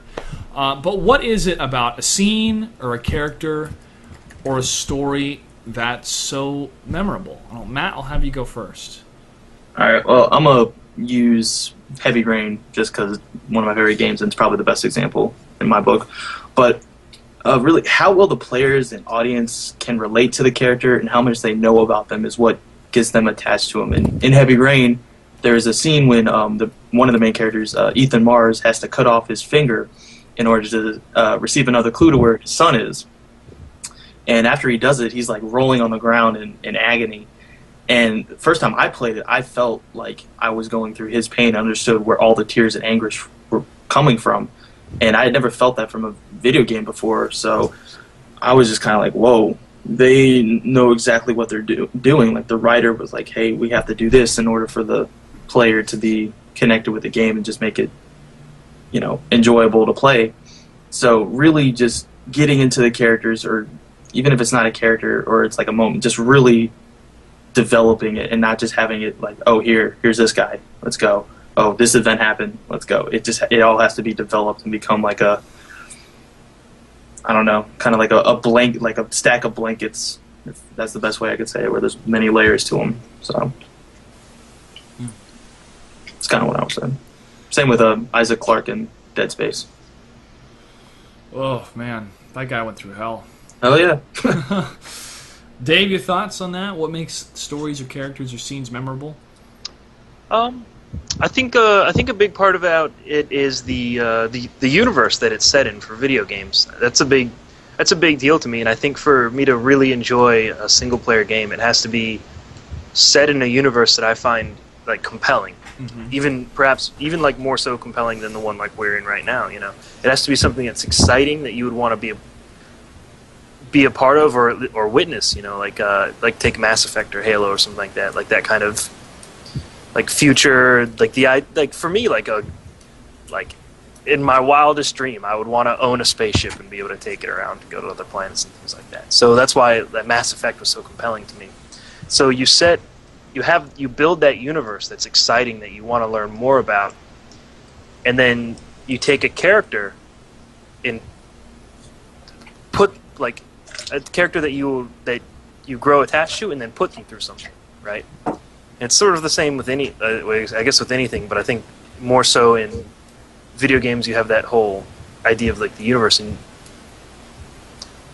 and taking a character like, I'll just use Mass Effect again, like a Garrus or something like that you just like immediately like feel like a kinship to. Yeah. And then putting them through something like that just adds that extra intensity to a scene. That it's almost hard to replicate in other media. Just because it's so easy to get so immersed and so enveloped in video games, Yeah, intertwined with the characters around you because it feels like you are interacting with them physically because you're making those choices, which is really cool. And what's really cool about that, too, is a lot of production companies are starting to understand, guys, we need to hire SAG actors for voice acting. And I spoke to Dustin Browder and when they were producing StarCraft 2, and he's like, yeah, we needed to go SAG for these actors because when you have $100 million budget, a small thing as having bad acting can ruin it. It really can. Amidst all the graphics, amidst all the amazing attention to detail a cinematographer or lighting can do, if the acting falls flat, if it's not honest, then we as an audience are not going to connect with those people. Yeah. Flat out. It's just what's going to happen. Avatar, if you look, I mean, you could definitely connect with the characters, especially because they were the people just in full-on suits that were acting it out and being in that pain and in that emotion. And it helped make those characters more real and more believable because they were physically doing those emotions as actors instead of, standing behind a glass window with a microphone and a piece of paper just reading off stuff. Well, there's nothing wrong with that because most voice actors have to do that, but it takes some serious understanding as an actor and training and a good director and good communication with the people writing the story and what they want. And I felt that James Cameron did that with Avatar, even though they had a huge budget. The difference with Avatar, though, is the story is not as memorable because it's already been told. It's told. It's Pocahontas, and Pocahontas and Dance with Wolves. yeah, and it's not. He told everybody that's what it is. It's more. I think he did it more for the technology. Yeah, it was more of an innovative movie than It was like a huge tech demo. Yeah, exactly, basically. and that's what it's going to be remembered for more than it is for the story. And what's so surprising too is how easily the movie's being forgotten. Mm-hmm. It was so huge a couple years ago, and now it's just dwindled away. I've only seen it once. Yeah, I saw it about 4 times. I saw it a bunch of times in theaters. It's just so awesome to actually see in the theater. Yeah, it is, and there was resonance with it, with living in the land and respecting nature and stuff that I felt and my family felt. But we're not like hippies or anything, but that kind of you want to build up something, but at what's the price? What do you lose if you want to try to build something or obtain something? But the story, since it's just a repeat of Fern Gully or Dances with Wolves or Pocahontas, it's not going to be as memorable. The Troll Central Park. So, when it comes to making these scenes last and making them memorable, let's look at The Empire Strikes Back. Let's look at the scene between Luke and Yoda. To me, gentlemen, I still get that tingling. I call it aesthetics. It's that feeling that's almost like a spiritual feeling. That when Yoda is speaking to Luke and he's telling him about the Force and about belief and how Luke is trying to raise the rocks and balance on his head and have Yoda stand on him. Yoda's trying to teach him these things, but Luke doesn't have enough patience. And Luke gets so frustrated, and you can empathize with Luke because there's so much resting on him, and he's concerned about his friends, and he's learning about this mystical power, and he's seeing what it can do, but he needs it to help his friends now.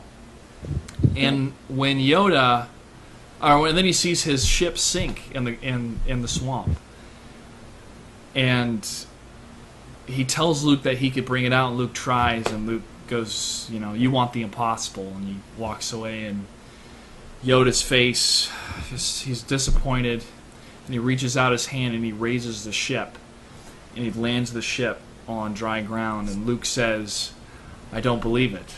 And Yoda said, "That is why you fail." And I went, everybody remembers that, man. Oh, yeah. Everybody remembers that.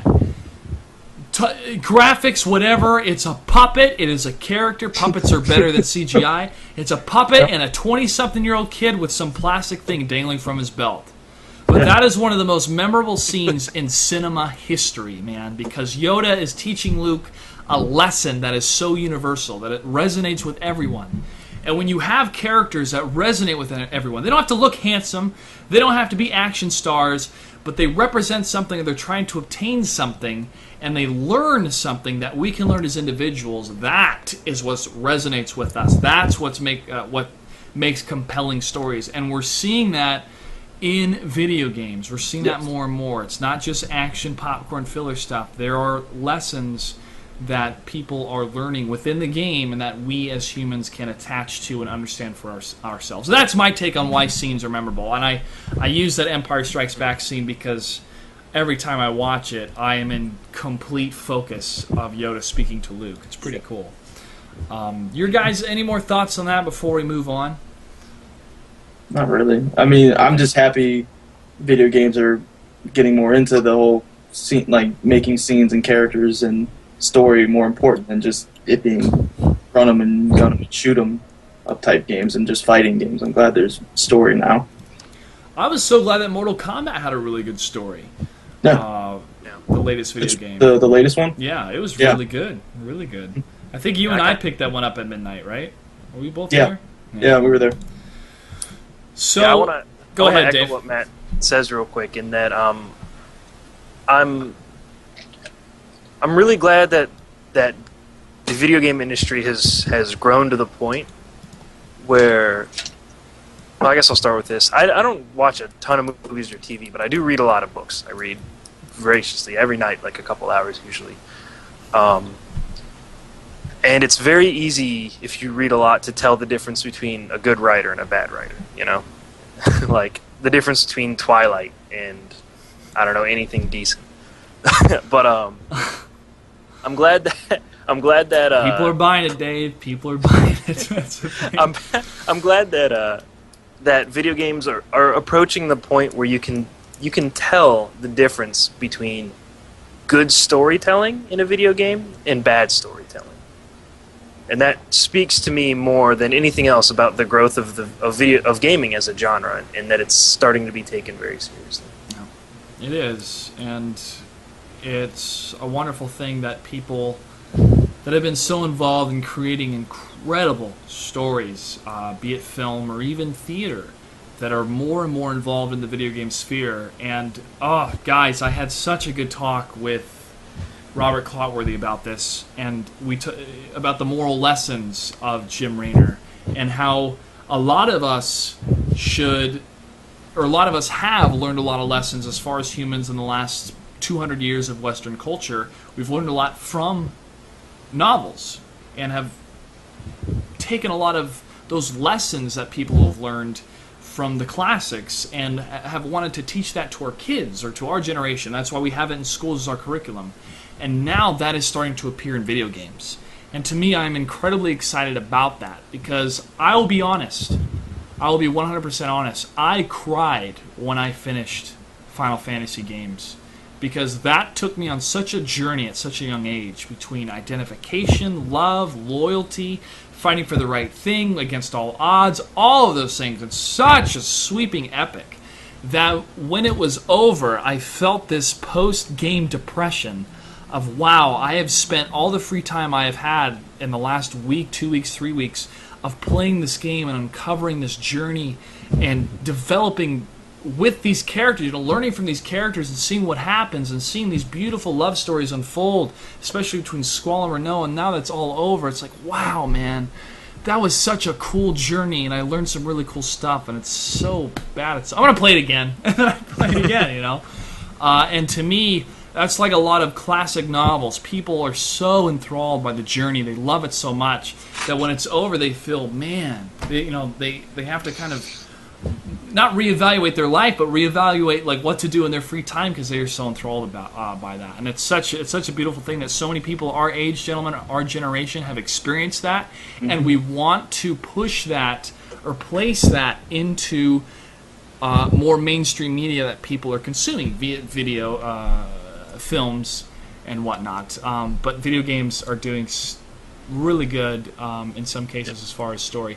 Now, as we wind down the rest of this episode, the renaissance of Disney kind of coincides with the renaissance of Squaresoft, with Super Mario RPG Legend of the Seven Stars all the way up through about Final Fantasy X. I mean, they just were cranking out hits after hits after hits. Disney was doing the same thing with their animated stories. And these stories, we had heard them or had read about them, in the Grimm fairy tales or whatnot, but they taught these lessons. They're so good. And the characters are so memorable, and the songs are so memorable, and the music's so memorable. But now, because Hollywood has run out of ideas, they keep rebooting or making prequels or doing something to kind of recapture that magic. Do you guys think that video games are next? We've seen like a couple remakes here or there from like old NES games, but Final Fantasy, Squaresoft talked about how they're not going to make a remake of Final Fantasy VII unless there is another game that sells more copies than Final Fantasy VII. Do we need a remake of Final Fantasy VII, or do we need just to have people find the old discs and play it themselves? Well, I think if they do a remake, it would just be like an HD version of the game. Because I feel like if they do a remake, they're going to make it like the PSP game, what was it? Final Fantasy VII Crisis Core, where it was just a bunch of action running around. While the story was good, it just wasn't the same.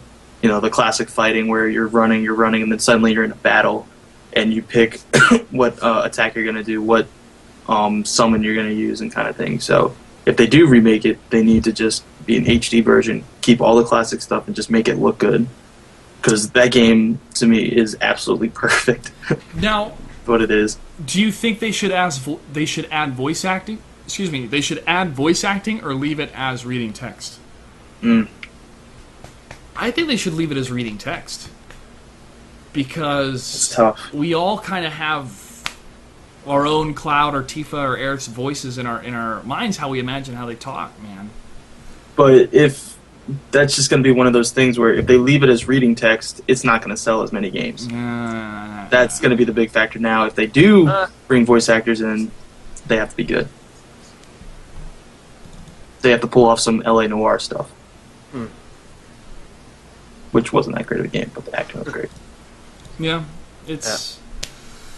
I don't know, I have seen a lot of not reboots, but like HD remakes and things like that. And I think that's a very different thing than what we see with Hollywood and how they are constantly rebooting series and things like that. I think that's sort of a weird symptom of how consoles work and how just the technology of computers works with video games. You know, it's like hard to go find and play. Like if I right now wanted to go play like Final Fantasy VII, like I couldn't. I don't have any of the equipment that would let me do that. You know, so that's why we see like these HD remakes and things like that. Which is cool. I would download bring it it on to that next generation because like a game like Final Fantasy, it's like almost timeless, right? Like that'll Yeah, the music's timeless for sure. Yeah. So like that I like to see. I wouldn't like to see the constant reboots of series. Like in a few years, I don't want to see like Halo 1 done again, but like by a different studio or something like that. Like what happens? Do Halo Combat or whatever edition did that already come out? Yeah, they already did an HD reboot. Thing. Yeah, but that's like again, that's just I don't know. I see that differently. That's like allowing people to continue to play a game they enjoy on updated gear, as opposed to just remaking something because you're out of creative ideas. Yeah. That's what I was kind of saying with the Final Fantasy VII idea. It would be more for people who played it back in the old day on PS1 could play it on PS4 if it ever comes out. And I think that's great, honestly. Like We did that. You could download Super Nintendo games on the Wii and play them. Super Mario RPG Legend of the Seven Stars, man. And my sister was playing that on her phone the other day. And she still plays it after all these years. So good. And I think the video game industry is a little bit more open than the movie industry is in a way to new ideas and new IPs. You know, it's people don't want to see video game rehashes for the most part, and a lot of times they don't even want to see video game sequels. They want that new thing to happen, and that new game to come out. And when like for example Gears of War first came out, you want that. You don't want to see like two different studios remaking some other franchise, something like that. And that's why, even though they still sell a lot, there's a lot of backlash towards a developer like Activision that comes out with a new Call of Duty every year. People just want to keep playing, people want to keep playing Call of Duty, but they don't need a new game every year. It's the same with like Madden, for example. They'd much rather have like an updated version than just have to buy a whole new game. People want new things in gaming. So, well, and technology now, too, it's so faster paced than it was 20 years ago, where 2 years in the technological world is huge.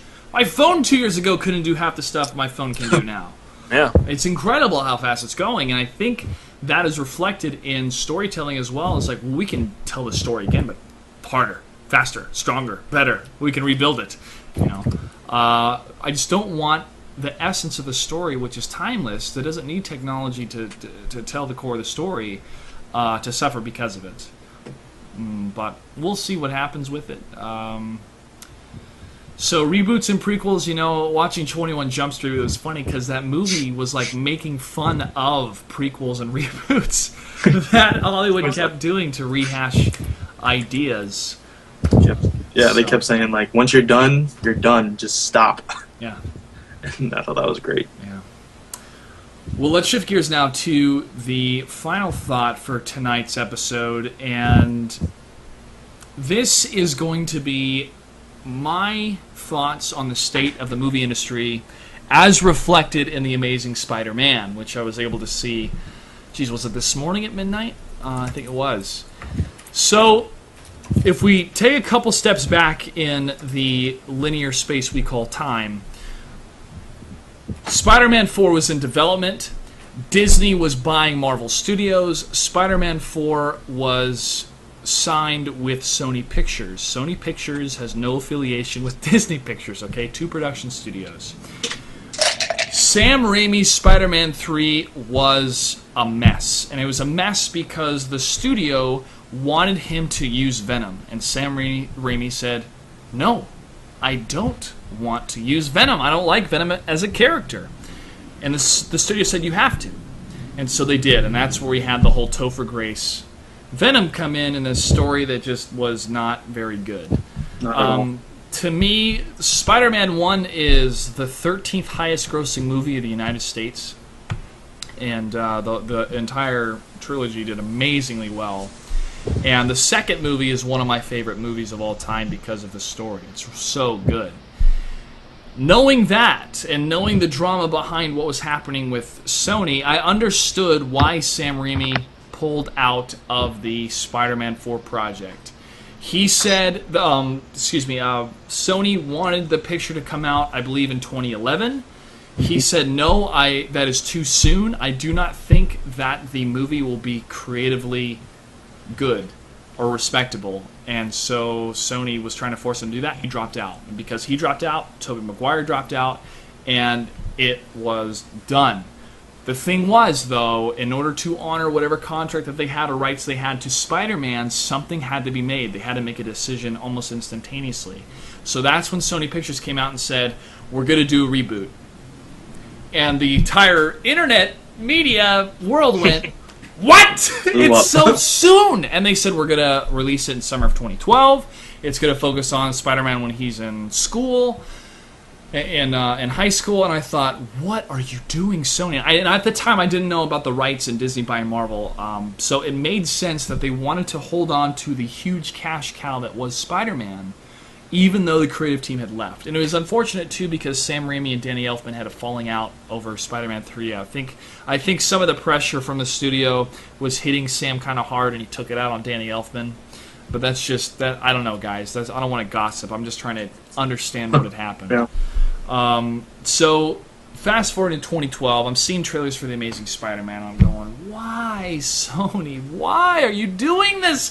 The franchise from Sam Raimi is not even 10 years old yet. It just turned 10 years old, came out in 2002. But I am a fan of Andrew Garfield's work, and Emma Stone, I'll marry you. I mean, she is awesome. And Martin Sheen as Uncle Ben and Sally Field as Aunt May, like, they weren't messing around when it came to actors. So I went and saw it at midnight, and guys, it was pretty good. It was worthy of a Spider-Man film. And I went to sleep, and I woke up, and I immediately wanted to see the film again. Because there's something in it that lasted with me, and I won't reveal anything, but there's something in it where you have a lot of expectations of a Spider-Man film that at first, like, a certain phrases are met or whatnot, but then you realize it was met. It was met just in a creative way, and then you think about it more and you digest it more, and I realize, wow, I want to watch it again, most definitely. Spider-Man is in a really tough position, The Amazing Spider-Man, because of so many people that are going to instantaneously say, no, we're already fans of the Sam Raimi film. And the suits behind films, and there are so many suits and so much money behind films, are making some pretty poor decisions. But the talent is turning these sandy irritations, if you will, into true pearls. I know Dave liked that one. If the acting is honest, and Matt can empathize with this because he's been around actors for a long time, if the acting is honest, the story will be honest. Yeah. And Sony Studios really took a chance on hiring Mark Webb to be their director because the only major film he had done, at least that was a huge hit, was 500 Days of Summer. He has never done an action film before. He's done music videos, but not an action film. And so Sony, they took a big risk with doing this, but I really think it's going to pay off. And the chemistry between Emma Stone and Andrew Garfield is so powerful. It's so good. The acting was really good. And the story elements leave unanswered questions that are going to push it into a trilogy. So, my point that I'm making here is that Hollywood is still making a lot of mistakes and things that don't make sense on the surface to us. But there's a lot of jobs on the line, especially in this economy, and these people are trying to make a living, from the sound guys to the cinematographer to the key grips. And they have to make decisions that is in the best interest of everybody. And I think it's a good indication that talent and people that really have passion, not just for making films, but being true to stories and source material such as Spider-Man, to really develop something that is lasting, that is memorable, that is true, and that has an aura of honesty. And with that, I believe it'll be a success. So, I'm just grateful that video games have financially taken over the movie industry in terms of production, especially with the latest Call of Duty. But we'll see where films is going to go. I mean, Call of Duty sold a lot of games. Okay. Anyways, Dave, I know you have some words about the Sam Raimi trilogy. It's not your favorite version of Spider-Man. Do you have any thoughts about that, or just the movie industry in general? I mean, it's just more of like a personal opinion. I just didn't enjoy the Spider-Man trilogy. I felt like it kind of hit an in-between between between the very sort of serious and dark and worldly superhero movies we have now, like a Batman, and the older sort of campy, very like, I'm about lighthearted, but I don't know how to describe. How would you describe what I'm talking about here?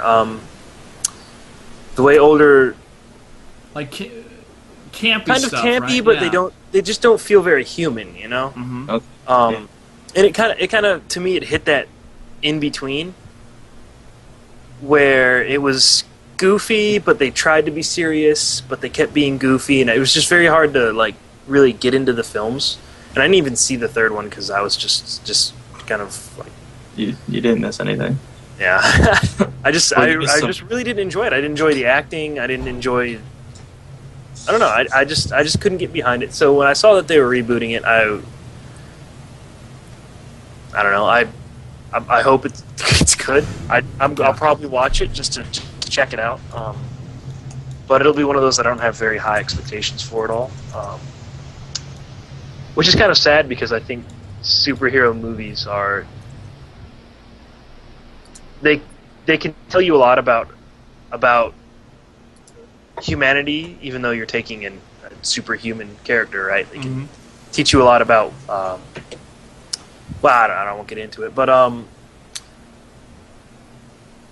I just I don't know. I can't talk too much about it without seeing the new one. But I just didn't enjoy the old ones, so I'm kind of glad they're remaking it, I guess, because you don't want to see the character just die from movies in general. A lot of people love Spider-Man from the comics.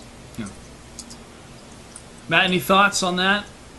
The only thing about the first Spider-Man trilogy is I did not like Kirsten Dunst at all in those movies. I just felt like who the hell are you? Like, what are you doing in this movie?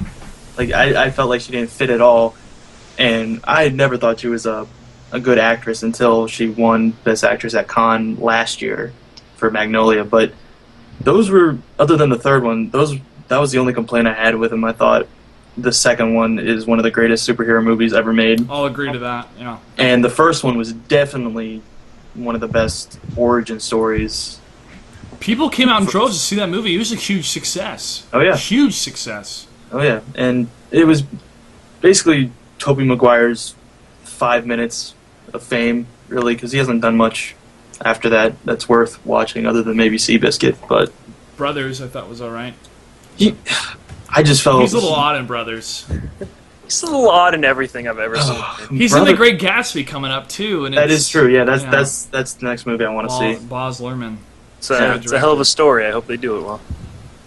Well, it's the guy that did Moulin Rouge, so I hope he's doing it all right. It's going to be very stylistic. I didn't mind Tobey Maguire, but I've matured a lot as not only a human, but as an actor and understanding. And I was watching the second film, and he was talking to Mary Jane, and it's such a beautiful scene because of the concept. And I'm watching him act, And I don't know if it's a choice as an actor, but he doesn't move at all. He just looks at Mary Jane. And with Andrew Garfield's character, there's this really good moment, and he's trying to tell Gwen Stacy something, who's Emma Stone's character. And I feel like that's me on that rooftop talking to Emma Stone, trying to tell her something, but I don't know if I can get it out.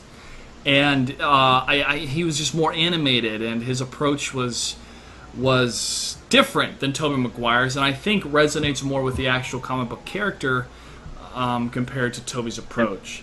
But, that's the beautiful thing about art, is people can have different representation and choices on that matter. But when it comes down to honesty, there has to be a bit of ourselves in those characters or in something we do.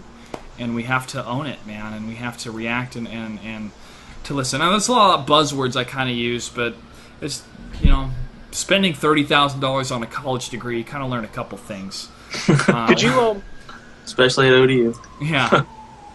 Could you go into one of those a little bit? Because there were people in the chat asking about it. I'm kind of curious to hear your take on it. I linked it, the honest acting. It's kind of like military intelligence, right? Yeah. I don't know, because acting like you're pretending, right? Well, yeah. Oh, you're not really pretending. I don't look for example,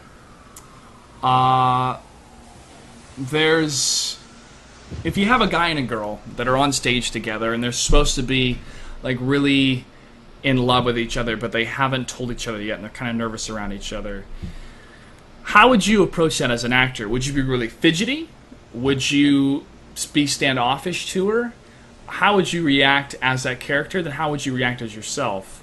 And when you make a choice as the character, okay, this character's going to be really fidgety, I don't try to fake being fidgety. I look at the girl and I imagine, if she's not beautiful, but most of the girls I've worked with are, but she's very beautiful, and I have that fear of rejection.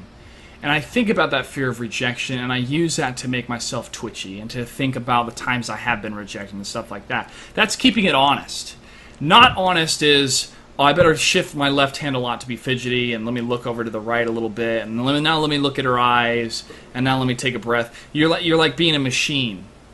And that honesty in acting is almost like improvising, man. Even though in the scene you know your lines, you know what you're supposed to do, you might not know exactly what kind of movements you're going to make or when exactly you're going to kiss her, and that tension can build up. That's the honesty I'm talking about. So I hope that kind of gives a good example. It's using your humanity to tell a story that's not in terms real, but it feels real. And it feels real to use the character and to the other person and to the audience. So I hope that makes sense. Matt, you've worked a lot in film, and you've seen people that look like real human beings on camera and act like real human beings on camera. Then you've seen people that don't act really wooden and react differently. I took one acting class while I was at school, and it was actually taught by one of my favorite teachers, and Josh, Lee. Yeah, and he's really good. He just kind of told me, he was like, look, he asked me, like, what do you want to do? I told him, I want to be a director, I want to be a screenwriter. And he's like, okay, look, when you talk to an actor, talk to them like they're a human being and let them decide. And I was like, okay. And then we went into like how acting really is something that you come up with. Now, you don't have to, like, say you're supposed to cry. I've been told, don't go to the part where your dog died. That's not where the tears come from. The tears come from where the character wants it to come from. And then you have to dive into that character in order to understand where those tears are coming from. And then that's how you develop the tears. Now, you can incorporate your dog dying, of course, because that's where it comes from. But that's not where the only place it's supposed to come from, because that's not the character. That's you. And you're not supposed to be you when you're acting, whether it's on stage or in film. So when I'm directing, I kind of just walk up, and I was doing a scene where pretty much this kid was walking down in like downtown during the nighttime, and he was holding his mother's necklace, and like his mother just got killed. And I was like, okay, look, you're holding that necklace in your hand. I'm like, look, that's your mother. Okay? And I just walked away from him, and he gave me one of the best performances I've ever seen in my life. So it's like, you just give them something simple, and then they act on it. And that's where acting comes from. Not giving them a full detail, like, look, this is what I want you to do. do this, this, this, and this. Like give them whole. No, it's Gotta- like just simple. Got to keep it human. Got to Yeah, keep it human. Because that's the best acting. If it's not human, people can tell, man. People can tell when you're fake. It's so easy. People can recognize bad acting really fast. And it's also when people try too hard too that you see a lot of bad acting. Mm-hmm. It's kind of funny. All right, gentlemen, that's it for tonight. We're going to start off with shout-outs, though, before we wrap up. Dave, we'll have you go first. Shout out to the chat peeps this time, man, for showing up, especially on a night where there's a Day 9 Daily and Real Talk with Destiny and all kinds of other stuff. Thanks for coming and watching us. Especially a lot of you guys I see all the time, like Ron and Schnell, and I'm forgetting somebody from earlier. That's Wawa and whatnot. And follow me on Twitter at DBWiggin. And thanks for having me again, man. Always a pleasure. Thank you, Wiggin. Matt B, first time guest, but won't be the last time. Really enjoyed you having you on the show. Getting tongue tied, and a lot of talking on my end, my friend. But do you have any shout outs? Yeah, I want to shout out to my friends, Graham and Jordan, who I believe are watching this right now. And I told them that I was going to be on a show, and they were like, "Oh, dude, send it to," and I was like, "Yeah, cool." But I just want to thank you for inviting me on the show. I'm sorry if I seem nervous to anybody, because this is my first time doing this. So, but yeah, I hope I'll be invited back to do movie reviews, talk games, talk junk, whatever. So yeah, I just have to thank you. Yeah, thank you, Matt. Brought a really good insight on kind of the state of the movie industry and how it ties into video games. Well, ladies and gentlemen, that's the show. Appreciate you guys stopping by. This is Shifting Gears. We are live every Tuesday night at 10 p.m. Eastern. Next episode, I will be joined by Bart from High Res. We will be talking about Tribes Ascend, also Smite, and he'll be getting ready to attend NASL, which is happening in Canada in a few weeks. Really, ladies and gentlemen, there's so much good things out there amidst all the cynicism that we kind of have as people that have been jaded by the movie industry and all these reboots and rehashes. So I implore you to take a chance on some of the art that people create in the world, be it the smaller indie types when it comes to video games and the films, and also, of course, the big blockbusters, because we're all trying to make a living in this artistic sphere. Every success is birthed by someone taking a chance, and taking a chance is art. Have a great night. We'll see you guys next week. Take care.